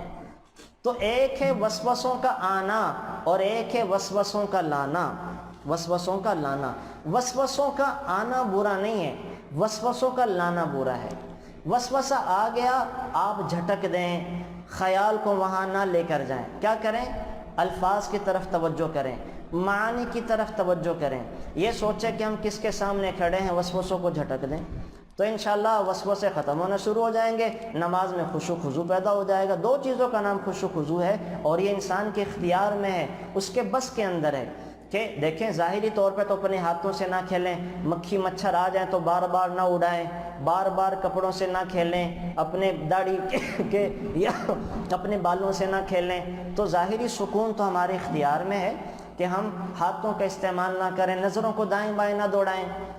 باقی رہا باطنی، تو دل میں اگر وسوسے آئیں تو آنے کے اوپر گناہ نہیں ہے، لانے پر گناہ ہے۔ کیا آپ نے خود سوچنا شروع کر دیا کہ آج کیا پکانا ہے، کیا بنانا ہے، اور جناب گھر میں کیا کیا پڑا ہوا، ساری فریج نماز میں آپ نے کھول کے دیکھ لی کہ فریج میں کتنا وہ سامان ہے، کتنی مرچیں، ادرک، لہسن ہے، کتنا نہیں ہے، اور نماز ہی میں بچوں کو بھی آواز دے رہی ہیں کہ بیٹا آؤ بازار سے یہ لے آؤ، اور فوراً سلام پھیرتے بیٹا بات سنو بازار سے جا کے یہ لے آؤ۔ تو یہ تو آپ نے نماز ہی میں ساری کھچڑی اور ساری ہنڈیاں بنا لی ہے، تو یہ تو وسوسوں والی نماز ہو گئی۔ تو وہی نماز ہو گئی جو ایک امام صاحب نے عصر کی 4 رکعتیں پڑھانے کے بجائے 3 پڑھا دیں۔ اب سب ڈاؤٹ میں پڑ گئے کہ کتنی پڑھائی ہیں، امام صاحب کو بھی یاد نہیں رہا، لوگوں کو بھی یاد نہیں رہا، تو اعلان کیا بھئی کتنی رکعتیں ہوئی ہیں، تو سارے چپ۔ ایک نے کہا کہ آج 3 رکعتیں ہم نے پڑھی ہیں، 4 نہیں پڑھی ہیں۔ لوگ بڑے خوش ہوئے کہ بھئی بڑا پکا نمازی ہے اور بڑا خشوع خضوع سے نماز پڑھنے والا ہے، اس کو تو نماز میں کہیں خیال ہی نہیں جا رہا، اور اس کو تو بڑے اعتماد سے کہہ رہا کہ 3 رکعتیں پڑھی ہیں۔ تو سب نے کہا کہ بھئی ماشاءاللہ آپ کی تو بڑی اچھی نماز ہے اور مبارک ہو۔ کہنے لگا اصل میں بات یہ ہے، مبارک کی کوئی بات نہیں، میری ہے 4 دکانیں، 4 دکانیں ہیں۔ میں جب عصر کی نماز پڑھنے آتا تھا تو ہر رکعت میں 1 دکان کا حساب کرتا تھا، ہر رکعت میں 1 دکان کا حساب، آج کتنے گاہک آئے، کتنے پیسے بنے اور کتنے پیسے ہو گئے، تو ہر رکعت میں 1 دکان کا حساب کرتا تھا۔ آج میری 3 ہی دکانوں کا حساب ہوا ہے، چوتھی کا نہیں ہوا۔ اس وجہ سے مجھے پتہ ہے کہ 3 رکعتیں ہوئی ہیں، 4 نہیں ہوئی ہیں، 4 نہیں ہوئی۔ تو ہمیں بھی نمازوں میں خیالات سارے آ رہے ہوتے ہیں، تو خیال کا آنا برا نہیں ہے، لانا برا ہے۔ تو جب آئے تو اس کو جھٹک دیں، نماز کے اوپر اپنا فوکس کریں، الفاظ میں غور کریں، معنی میں غور کریں، تو انشاءاللہ یہ خشوع خضوع والی نماز ہو جائے گی۔ آپ علیہ السلام نے فرمایا اللہ تعالیٰ نماز کے وقت اپنے بندے کی طرف متوجہ ہوتے ہیں، جب تک وہ اللہ کی طرف متوجہ ہوتا ہے اللہ بھی متوجہ رہتے ہیں، اور جب بندہ وہ کہیں دائیں بائیں دیکھنا شروع کر دے اللہ بھی اپنے نظر کرم کو پھیر لیتے ہیں۔ کتنی بڑی بات ہے کہ ہم نماز پڑھ رہے ہیں اور اللہ ہمیں دیکھ رہے ہیں، ہماری طرف متوجہ۔ کس وقت تک؟ جب تک ہماری توجہ کہیں اور نہیں جاتی، اور جس وقت ہماری توجہ کہیں اور چلی گئی اللہ اپنی توجہ کو ہٹا لیتے ہیں، اللہ اپنی توجہ کو پھیر لیتے ہیں۔ تو بس یہ خیال کر کے نماز پڑھیں کہ جب تک میں متوجہ ہوں اللہ بھی مجھے رہے ہیں، نگرانی کر رہے ہیں. اور جس وقت میں نے نظر دائیں سے اوپر دیکھنا شروع کر دیا، نظر دائیں بائیں پھیرنا شروع کر دیں اور اپنے دماغ کو دائیں بائیں لے گیا تو بس اللہ کی توجہ ختم. اب ہماری نماز میں اٹھک بیٹھک ہی باقی رہ گئی ہے. آپ علیہ الصلوۃ والسلام نے فرمایا کہ حضرت انس کو حکم دیا کہ اپنی نگاہ اس جگہ پر رکھو جس جگہ سجدہ کرتے ہو اور نماز میں دائیں بائیں توجہ نہ کرو. تو ہم جب کھڑے ہوں قیام میں تو ہماری نگاہیں سجدے کی جگہ پہ ہونی چاہیے، اس سے خشوع خضوع پیدا ہوگا. جب رکوع میں جائیں تو اپنے پاؤں پر ہماری نگاہیں ہونی چاہیے، اس سے نماز میں فوکس ہوگا. سجدے میں جائیں تو سجدے کے اندر ہماری آنکھوں کی جگہ پر ہی، ناک کی جگہ پر ہماری نگاہیں ہونی چاہیے. اتحیات میں بیٹھے تو گود پر ہماری نگاہیں ہونی چاہیے. ہم اپنی گود میں دیکھتے رہیں، جھولی میں دیکھتے رہیں، تو جو ان چیزوں کا اہتمام کرے گا انشاءاللہ اس کا نماز میں فوکس رہے گا، نماز میں توجہ رہے گی. اور آپ علیہ الصلوۃ والسلام نے فرمایا ایک آدمی کو دیکھا نماز میں داڑھی سے کھیل رہا تھا تو حضور نے فرمایا لو خشع قلب ھذا لخشعت الجوارح، اگر اس آدمی کے دل میں خشوع ہوتا تو اس کے اعضاء میں بھی سکون ہوتا. جو لوگ نمازوں میں ہاتھوں سے کھیل رہے ہوتے ہیں نا، کپڑوں سے، ہاتھوں سے، تو اس کا مطلب ہے کہ دل میں خشوع اور خوف نہیں ہے. اگر خوف خدا ہوتا تو اپنے ہاتھوں کو نماز میں استعمال نہ کر رہا ہوتا، ہاتھوں سے نہ کھیل رہا ہوتا ہے، داڑھی سے نہ کھیل رہا ہوتا ہے. اور آپ علیہ الصلوۃ والسلام نے فرمایا سب سے پہلے جو چیز اس امت سے اٹھ جائے گی یعنی ختم کر دی جائے گی وہ خشوع ہے، وہ نماز میں خشوع ہوگا. یہاں تک کہ پوری قوم میں کوئی بھی خشوع سے نماز پڑھنے والا نہیں ہوگا. سب سے پہلے اللہ امت محمدیہ سے نماز کا خشوع اور خضوع اٹھا لیں گے. تو ہمیں غور کرنا چاہیے کہیں وہ بد نصیب لوگ ہم تو نہیں ہیں کہ جن سے اس کام کی ابتدا ہو رہی ہے. تو ہمیں تو بد نصیبوں میں نہیں بننا ہے، ہم نے تو انشاءاللہ وہ اللہ تعالیٰ کے مقربین میں بننا ہے. تو نماز میں خشوع خضوع پیدا کریں انشاءاللہ. جب ہم عید کے بعد اپنی ورک شاپ شروع کریں گے نا تو میں آپ کو نماز کا فلسفہ، نماز کے خشوع خضوع کے حوالے سے یہ پوری چیزیں میں نے 2 مہینے اس پر 2 مہینے لگے مسجد میں ذکر کرتے کرتے نماز سے ریلیٹڈ چیزیں، احکامات، خشوع خضوع کا طریقہ اور ترکیبیں. تو یہ ایک لمبا ٹاپک ہے، اب تو ذکر نہیں کیا جا سکتا. تو اس کے اندر بہت سارے اقوال ہیں، بہت ساری باتیں ہیں، بہت سارے اس کے اندر فلسفہ بھی ہے پورا. تو انشاءاللہ جب ہم عید کے بعد اپنی یہ ہر ہفتہ واری ورک شاپ کا اہتمام کریں گے اس میں یہ چیزیں میں تفصیل کے ساتھ وہ ذکر کر دوں گا. تو ایک خوبی نماز کی ہے. نمبر 2 وہ سب زکوٰۃ دینے والے ہیں، ایمان والے زکوٰۃ دیتے ہیں. زکوٰۃ اللہ تعالیٰ نے 700 دفعہ زکوٰۃ کا حکم دیا ہے، 700 دفعہ. ابھی میرے پاس ایک میسیج آیا کسی خاتون کا کہ ایک خاتون کہنے لگی کہ میرے پاس 2 تولہ سونا ہے تو کیا میں زکوٰۃ لے سکتی ہوں؟ اب یہ لے نہیں، ان کے اوپر تو دینا واجب ہے. ان کے جس کے پاس 71,000 روپے کی مالیت کا سونا، چاندی، نقدی، 3 کپڑوں سے زائد کپڑے، 3 جوتیوں سے زائد جوتیاں، گھر میں آرٹیفیشل سامان، ٹیلی ویژن، VCR اور LED اور جناب اسی طرح سے آرٹیفیشل چیزیں، یہ اگر مل کر 72,000 تک بن جائیں تو ایسی عورت اور مرد کو زکوٰۃ نہیں دے سکتے. وہ تو فقیر والی کیٹیگری سے نکل گئی. زکوٰۃ تو فقیر اور مسکین کو دیتے ہیں. اب دیکھیں یہ تو اکثروں کے پاس ہوتا ہے. تو یہ خاتون کہہ رہی کہ میرے پاس 2 تولے سونا ہے اور مجھے نہ کسی نے زکوٰۃ کے پیسے دیے، میں رکھ سکتی ہوں؟ تو اس کے اوپر تو خود زکوٰۃ فرض ہے، وہ تو خود زکوٰۃ دے گی، نہ کہ زکوٰۃ لے. تو ہم کتنے ایسے وہ کر لیتے ہیں. تو ایک چیز تو یہ سمجھیں کہ زکوٰۃ اللہ تعالیٰ نے قرآن کریم میں اشارتاً، صراحتاً، کنایتاً 700 دفعہ ذکر کیا ہے. اللہ کا تو 1 دفعہ بول دینا کافی تھا، اللہ تعالیٰ نے ہمیں سمجھانے کے لیے 700 دفعہ تک ذکر کیا، 700 دفعہ تک زکوٰۃ کے بارے میں. تو زکوٰۃ کے بارے میں جو ہے والذین یکنزون الذھب والفضة ولا ينفقونها فی سبیل اللہ فبشرهم بعذاب علیم، جن لوگوں کے پاس سونا چاندی ہے اپنے مالوں کی زکوٰۃ نہیں دیتے، تیار رہیں قیامت کے دن ان کے سونا چاندی کو آگ کے کوڑے بنا کے ان کی پیٹھوں کو داغا جائے گا، پیشانی کو داغا جائے گا، منہ کو داغا جائے گا، اور کہا جائے گا ھذا ما کنزتم لانفسکم فذوقوا ما کنتم تکنزون، یہ وہ مال تھا جسے تم جوڑ جوڑ کے تو رکھتے تھے حج کے لیے، بیٹیوں کے زیور کے لیے، بیٹیوں کی شادی کی تیاری کے لیے، اپنا مکان بنانے کے لیے، لیکن زکوٰۃ نہیں دیتے تھے۔ ھذا ما کنزتم، چکھو اب اس مال کا ذائقہ عذاب کی شکل میں چکھو۔ ایک ایک گنجا سانپ لایا جائے گا جو جبڑا پکڑ کے اس کو کھینچے گا اور ڈنگ مارے گا اور کہے گا انا کنزک انا مالک، میں تیرا خزانہ ہوں، میں تیرا مال ہوں، جسے تو سنبھال کے رکھتا تھا، اللہ کے راستے میں زکوٰۃ نہیں دیتا تھا، اب اس مال کو جمع کرنے کا مزہ چکھ۔ تو بڑی سخت قسم کی وعیدیں ہیں، بڑی سخت قسم کی ڈانٹ ہے جو شریعت نے زکوٰۃ نہ دینے والوں کو پلائی ہے۔ تو ایمان والوں کی خوبی بتا رہے ہیں، اور زکوٰۃ نہ دینے والا تو ایمان والوں کی خوبی سے نکل گیا، بخیلوں میں داخل ہو گیا۔ اور بخیل کے بارے میں اللہ کیا کہہ رہے ہیں؟ بخیل آدمی اللہ سے بھی دور ہے، جنت سے بھی دور ہے، فرشتوں سے بھی دور ہے، لوگوں سے بھی دور ہے، جہنم کے قریب ہے، جہنم کے قریب۔ تو زکوٰۃ ادا کرنے کا اہتمام کریں۔ زکوٰۃ کس پر فرض ہے؟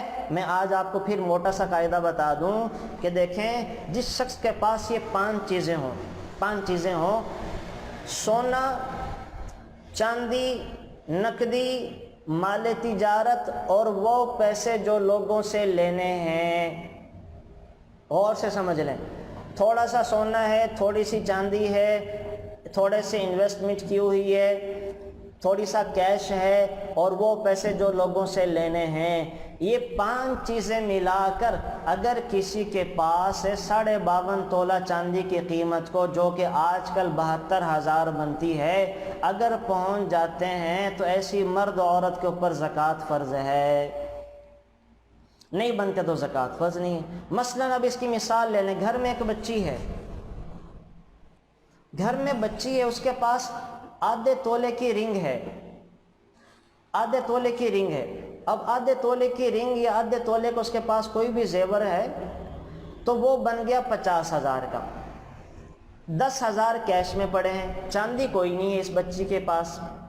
اچھا، اس نے لوگوں سے 20,000 لینے، کسی اپنی کزن کو ادھار دیے ہوئے تھے، تو یہ اب 50,000 کا وہ زیور، 10,000 کیش میں 60,000، 20,000 اس نے اپنی کزن کو دیا، 80,000۔ تو 80,000 جب اس کے پاس ہو گئے اور فرسٹ ٹائم پہلی دفعہ 1 سال گزر چکا ہے، یہ 80,000 اس کے پاس 1 سال سے چلتے آ رہے ہیں، تو اب اس بچے کے اوپر بھی زکوٰۃ فرض ہے، اسے بھی زکوٰۃ دینی پڑے گی۔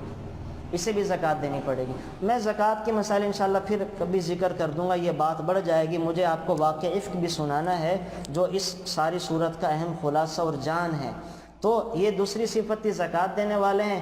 تیسرا وصف زکوٰۃ دینے والا ہے، نمبر 4 وہ اپنی حرمت عزت کی حفاظت کرنے والی ہیں، اور نمبر 5 جو ایمان والوں کا ہے کہ امانت کا حق ادا کرتے ہیں، جو امانت ان کے پاس رکھوائی جاتی ہے اس کا حق ادا کرتے ہیں، وہ امانت باتوں کی شکل میں ہو، کسی بات کی شکل میں ہو، وہ کسی فرض جو اس کے ذمے لگا دیا گیا اس کی شکل میں۔ یاد رکھیں، عورتوں کے ذمے جو فرائض ہیں، اپنے خامدوں کے، بچوں کے، اپنے گھر والوں کے، ان کو پورا نہ کرنا بھی خیانت ہے۔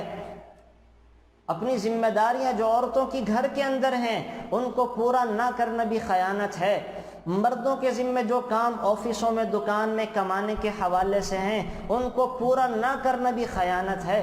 خیانت صرف یہ نہیں ہے کہ کسی نے پیسے رکھوائے تھے آپ نے وہ کھا لیے، خیانت کی بے شمار قسمیں ہیں۔ تو اپنی بات کو پورا نہ کرنا، اپنی ذمہ داری کو پورا نہ کرنا، یہ خیانت کی یہ ڈیفینیشن یاد رکھیں، یہ خیانت ہے۔ تو 5ویں خوبی امانت کا لحاظ رکھتے ہیں۔ چھٹا جو ان کا تھا وعدہ پورا کرتے ہیں، اور 7ویں جو تھی نماز کا اہتمام کرتے ہیں، نماز پر محافظت کرتے ہیں۔ کیا مطلب؟ اللہ جب بلاتا ہے تو سارے کاموں کو چھوڑ چھاڑ کے آ جاتے ہیں، وہ وقت گزارتے نہیں ہیں، آخری وقت میں نماز نہیں پڑھتے بلکہ شروع وقت میں نماز پڑھنے کا اہتمام کرتے ہیں۔ یہاں پہ اللہ نے یہ ذکر کیا۔ پھر آگے چل کر اللہ تعالیٰ نے انسانی مراحل کو ذکر کیا کہ کیسے انسان 7 مرحلوں سے گزر کر انسان بنتا ہے، کہ پہلے انسان جو ہے وہ مٹی کا خلاصہ تھا، پھر اللہ نے مٹی کے خلاصے سے نطفہ بنایا، پھر نطفے سے علقہ بنایا، پھر علقہ سے مضغہ بنایا، پھر مضغہ سے اس کے اوپر ہڈیاں چڑھائی، پھر چھٹے دور میں ہڈیوں پر گوشت چڑھایا، اور ساتویں دور میں اس کے اوپر اللہ نے اپنی روح کو پھونک دیا۔ یہ 7 مراحل سے گزر کے انسان بنتا ہے۔ پھر آگے چل کر اللہ تعالیٰ نے پانی کو چلانے کا عجیب نظام بتایا کہ اللہ تعالیٰ آسمان سے پانی کس طرح برساتے ہیں، جتنی ضرورت ہے اتنا برساتے ہیں۔ اگر اللہ زیادہ برسا دیں تو ہمارے ہاں زمین پر سیلاب آ جائے۔ اللہ کا کیا خوبصورت، خدا کی قسم نظام ہے۔ اللہ نے یہ دیکھیں، جو پہاڑی علاقے ہیں، برفانی علاقے، ان کو ہمارے لیے فریزر بنا دیا، سٹور بنا دیا۔ سردیوں میں یہاں پہ برف جمع کرتے ہیں اور ان جگہوں کو ایسے اوپر رکھا ہے۔ یہ ہمارے پہاڑی علاقے ایسے اوپر، ہم نیچے رہتے ہیں۔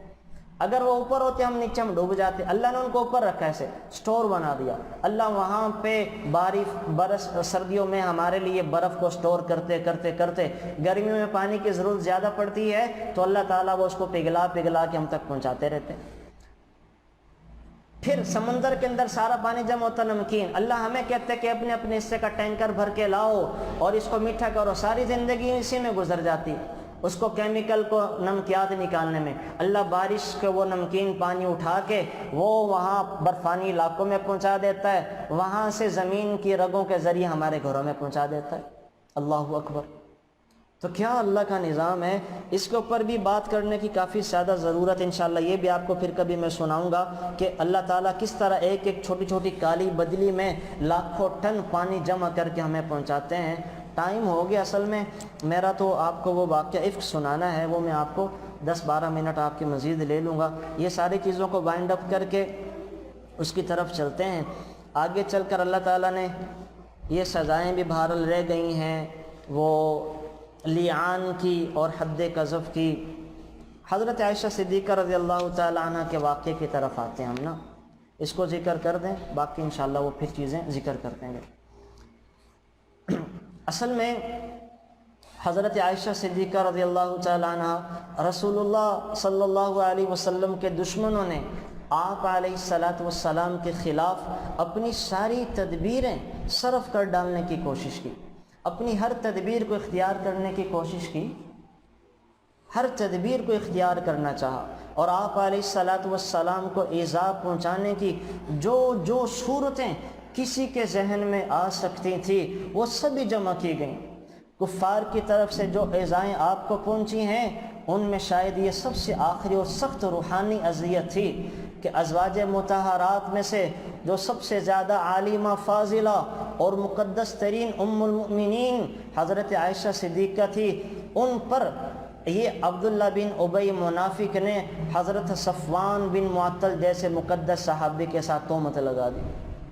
اس سب سے زیادہ سخت اذیت میرے نبی کو پہنچائی گئی اس بڑی عمر میں، بڑھاپے کی عمر میں، کہ عبداللہ بن ابی جیسا منافق سب سے لاڈلی چہیتی پاک دامن پاکیزہ ابوبکر کی بیٹی، ان کے بارے میں یہ تہمت لگا دی، اور منافقین نے طرح طرح کے رنگ دے کے اس کو پھیلایا۔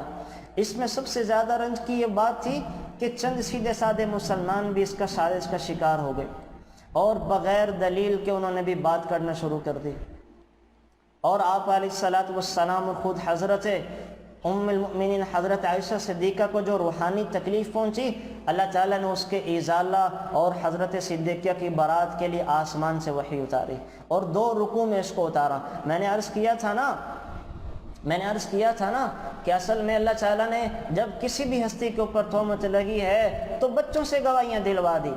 حضرت مریم پہ لگی، بچے نے گواہی دے دی، حضرت یوسف پہ لگی، بچے نے گواہی دے دی، حضرت جریج پہ لگی، بچے نے گواہی دے دی، لیکن حضرت عائشہ صدیقہ کی جب باری آئی تو اللہ کہہ رہے ہیں کہ میں زمین والوں کی گواہی نہیں دلواتا، میں اللہ خود آسمان سے گواہیاں دیتا ہوں، میں خود آسمان سے ہی۔ تو حضرت عائشہ کا اصل میں واقعہ افک نے حضرت عائشہ صدیقہ کی عفت و تقدس کے ساتھ ان کی اعلیٰ عقل و فہم کے کمالات کو بھی روشن کر دیا۔ اس میں جتنی باتیں تھیں ساری کی ساری وہ امت کے سامنے آ گئیں، اور یہ ہوا کیا تھا واقعہ، یہ میں آپ کو اب جو ہے وہ ذرا تفصیل کے ساتھ سنا دیتا ہوں۔ ہوا یہ تھا کہ غزوہ بنی مستلق، جس کو غزوہ مریثہ بھی کہتے ہیں، سن 6 ہجری میں پیش آیا تو امہات المؤمنین حضرت عائشہ صدیقہ رضی اللہ تعالیٰ عنہ حضور کے ساتھ تھیں۔ حضرت عائشہ کا اونٹ جس پر ان کا ہودج تھا، ہودج وہ آپ نے دیکھا ہوگا، اونٹ کے اوپر وہ ایک ڈولی سی رکھ دیا کرتے تھے جس پہ پردہ لگا ہوتا تھا، اسے ہودج کہا جاتا ہے۔ تو حضرت عائشہ کا ہودج تھا، اور اس وقت چونکہ پردے کے احکام بھی نازل ہو چکے تھے تو معمول یہ تھا کہ حضرت عائشہ صدیقہ رضی اللہ تعالی عنہ اپنے ہودج میں سوار ہو جاتی، پھر لوگ اس ہودج کو اٹھا کے اونٹ پر رکھ دیتے تھے۔ تو غزوہ سے فراغت اور مدینہ منورہ کی واپسی کے وقت میں یہ قصہ پیش آیا کہ ایک منزل پر کافرہ ٹھہرا۔ آخری شب میں کوچ سے پہلے اعلان کیا گیا کہ قافلہ روانہ ہونے والا ہے، تاکہ لوگ اپنی اپنی ضرورتوں سے فارغ ہو کر تیار ہو جائیں۔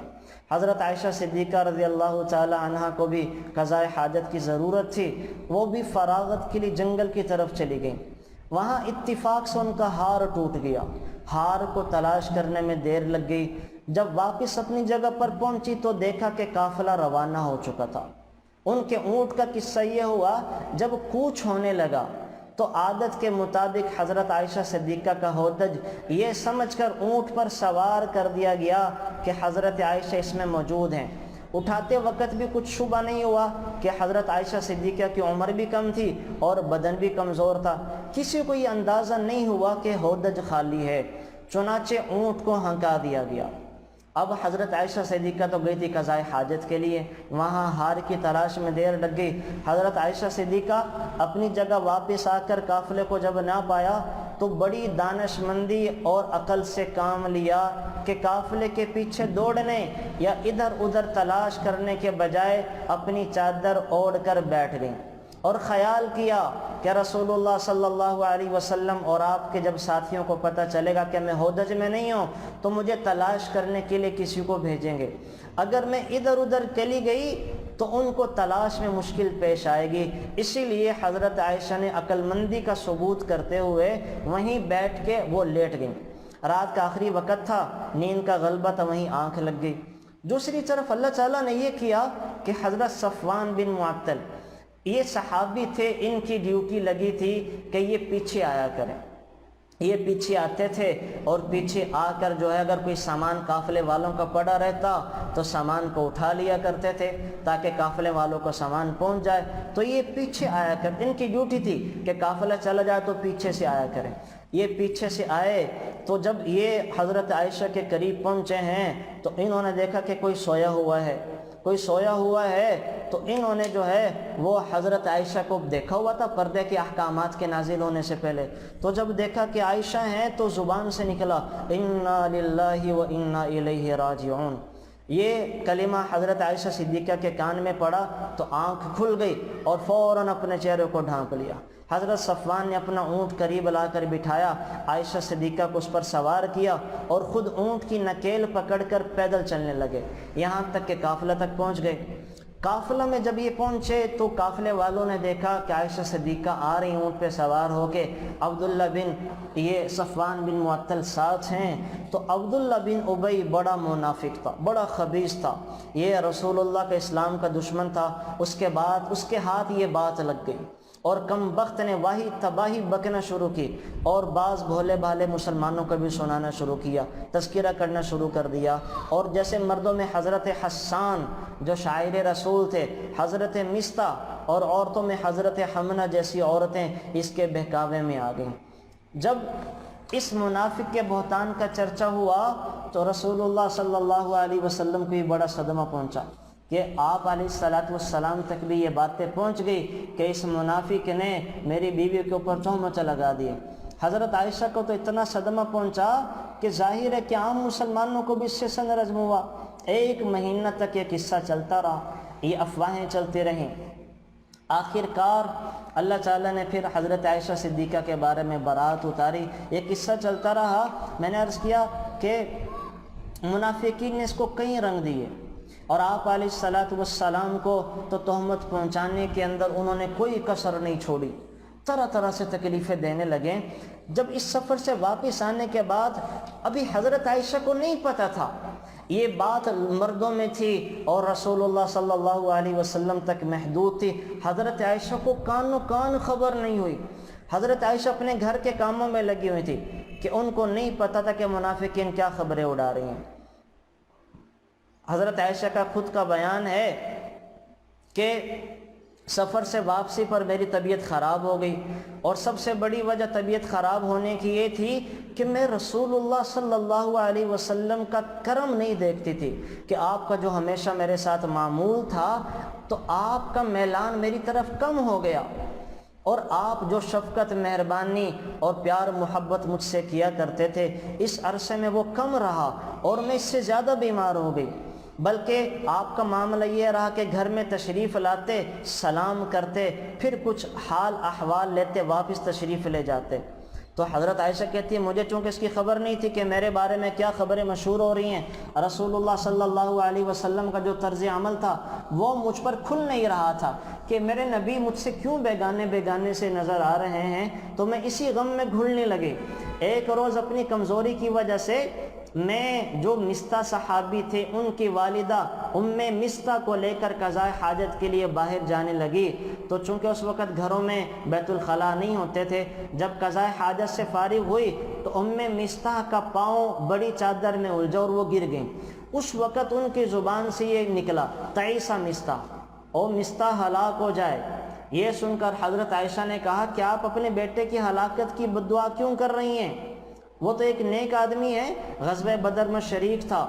تو وہ کہنے لگی کہ ام مستح، جو مستح کی ماں ہے، بیٹی تجھے پتہ بھی ہے کہ مستح میرا بیٹا کیا کہتا پھرتا ہے، کیا کہہ رہا ہے؟ میں نے پوچھا وہ کیا کہتا ہے؟ تب ان کی والدہ نے مجھے سارا قصہ سنایا اور ساری بات بتائی کہ یہ آپ پر تو تہمت لگائی گئی ہے اور حسان بھی اس میں ہے، میرا بیٹا بھی اسی میں شامل ہے اور حمزہ بھی اسی کے اندر شامل ہے۔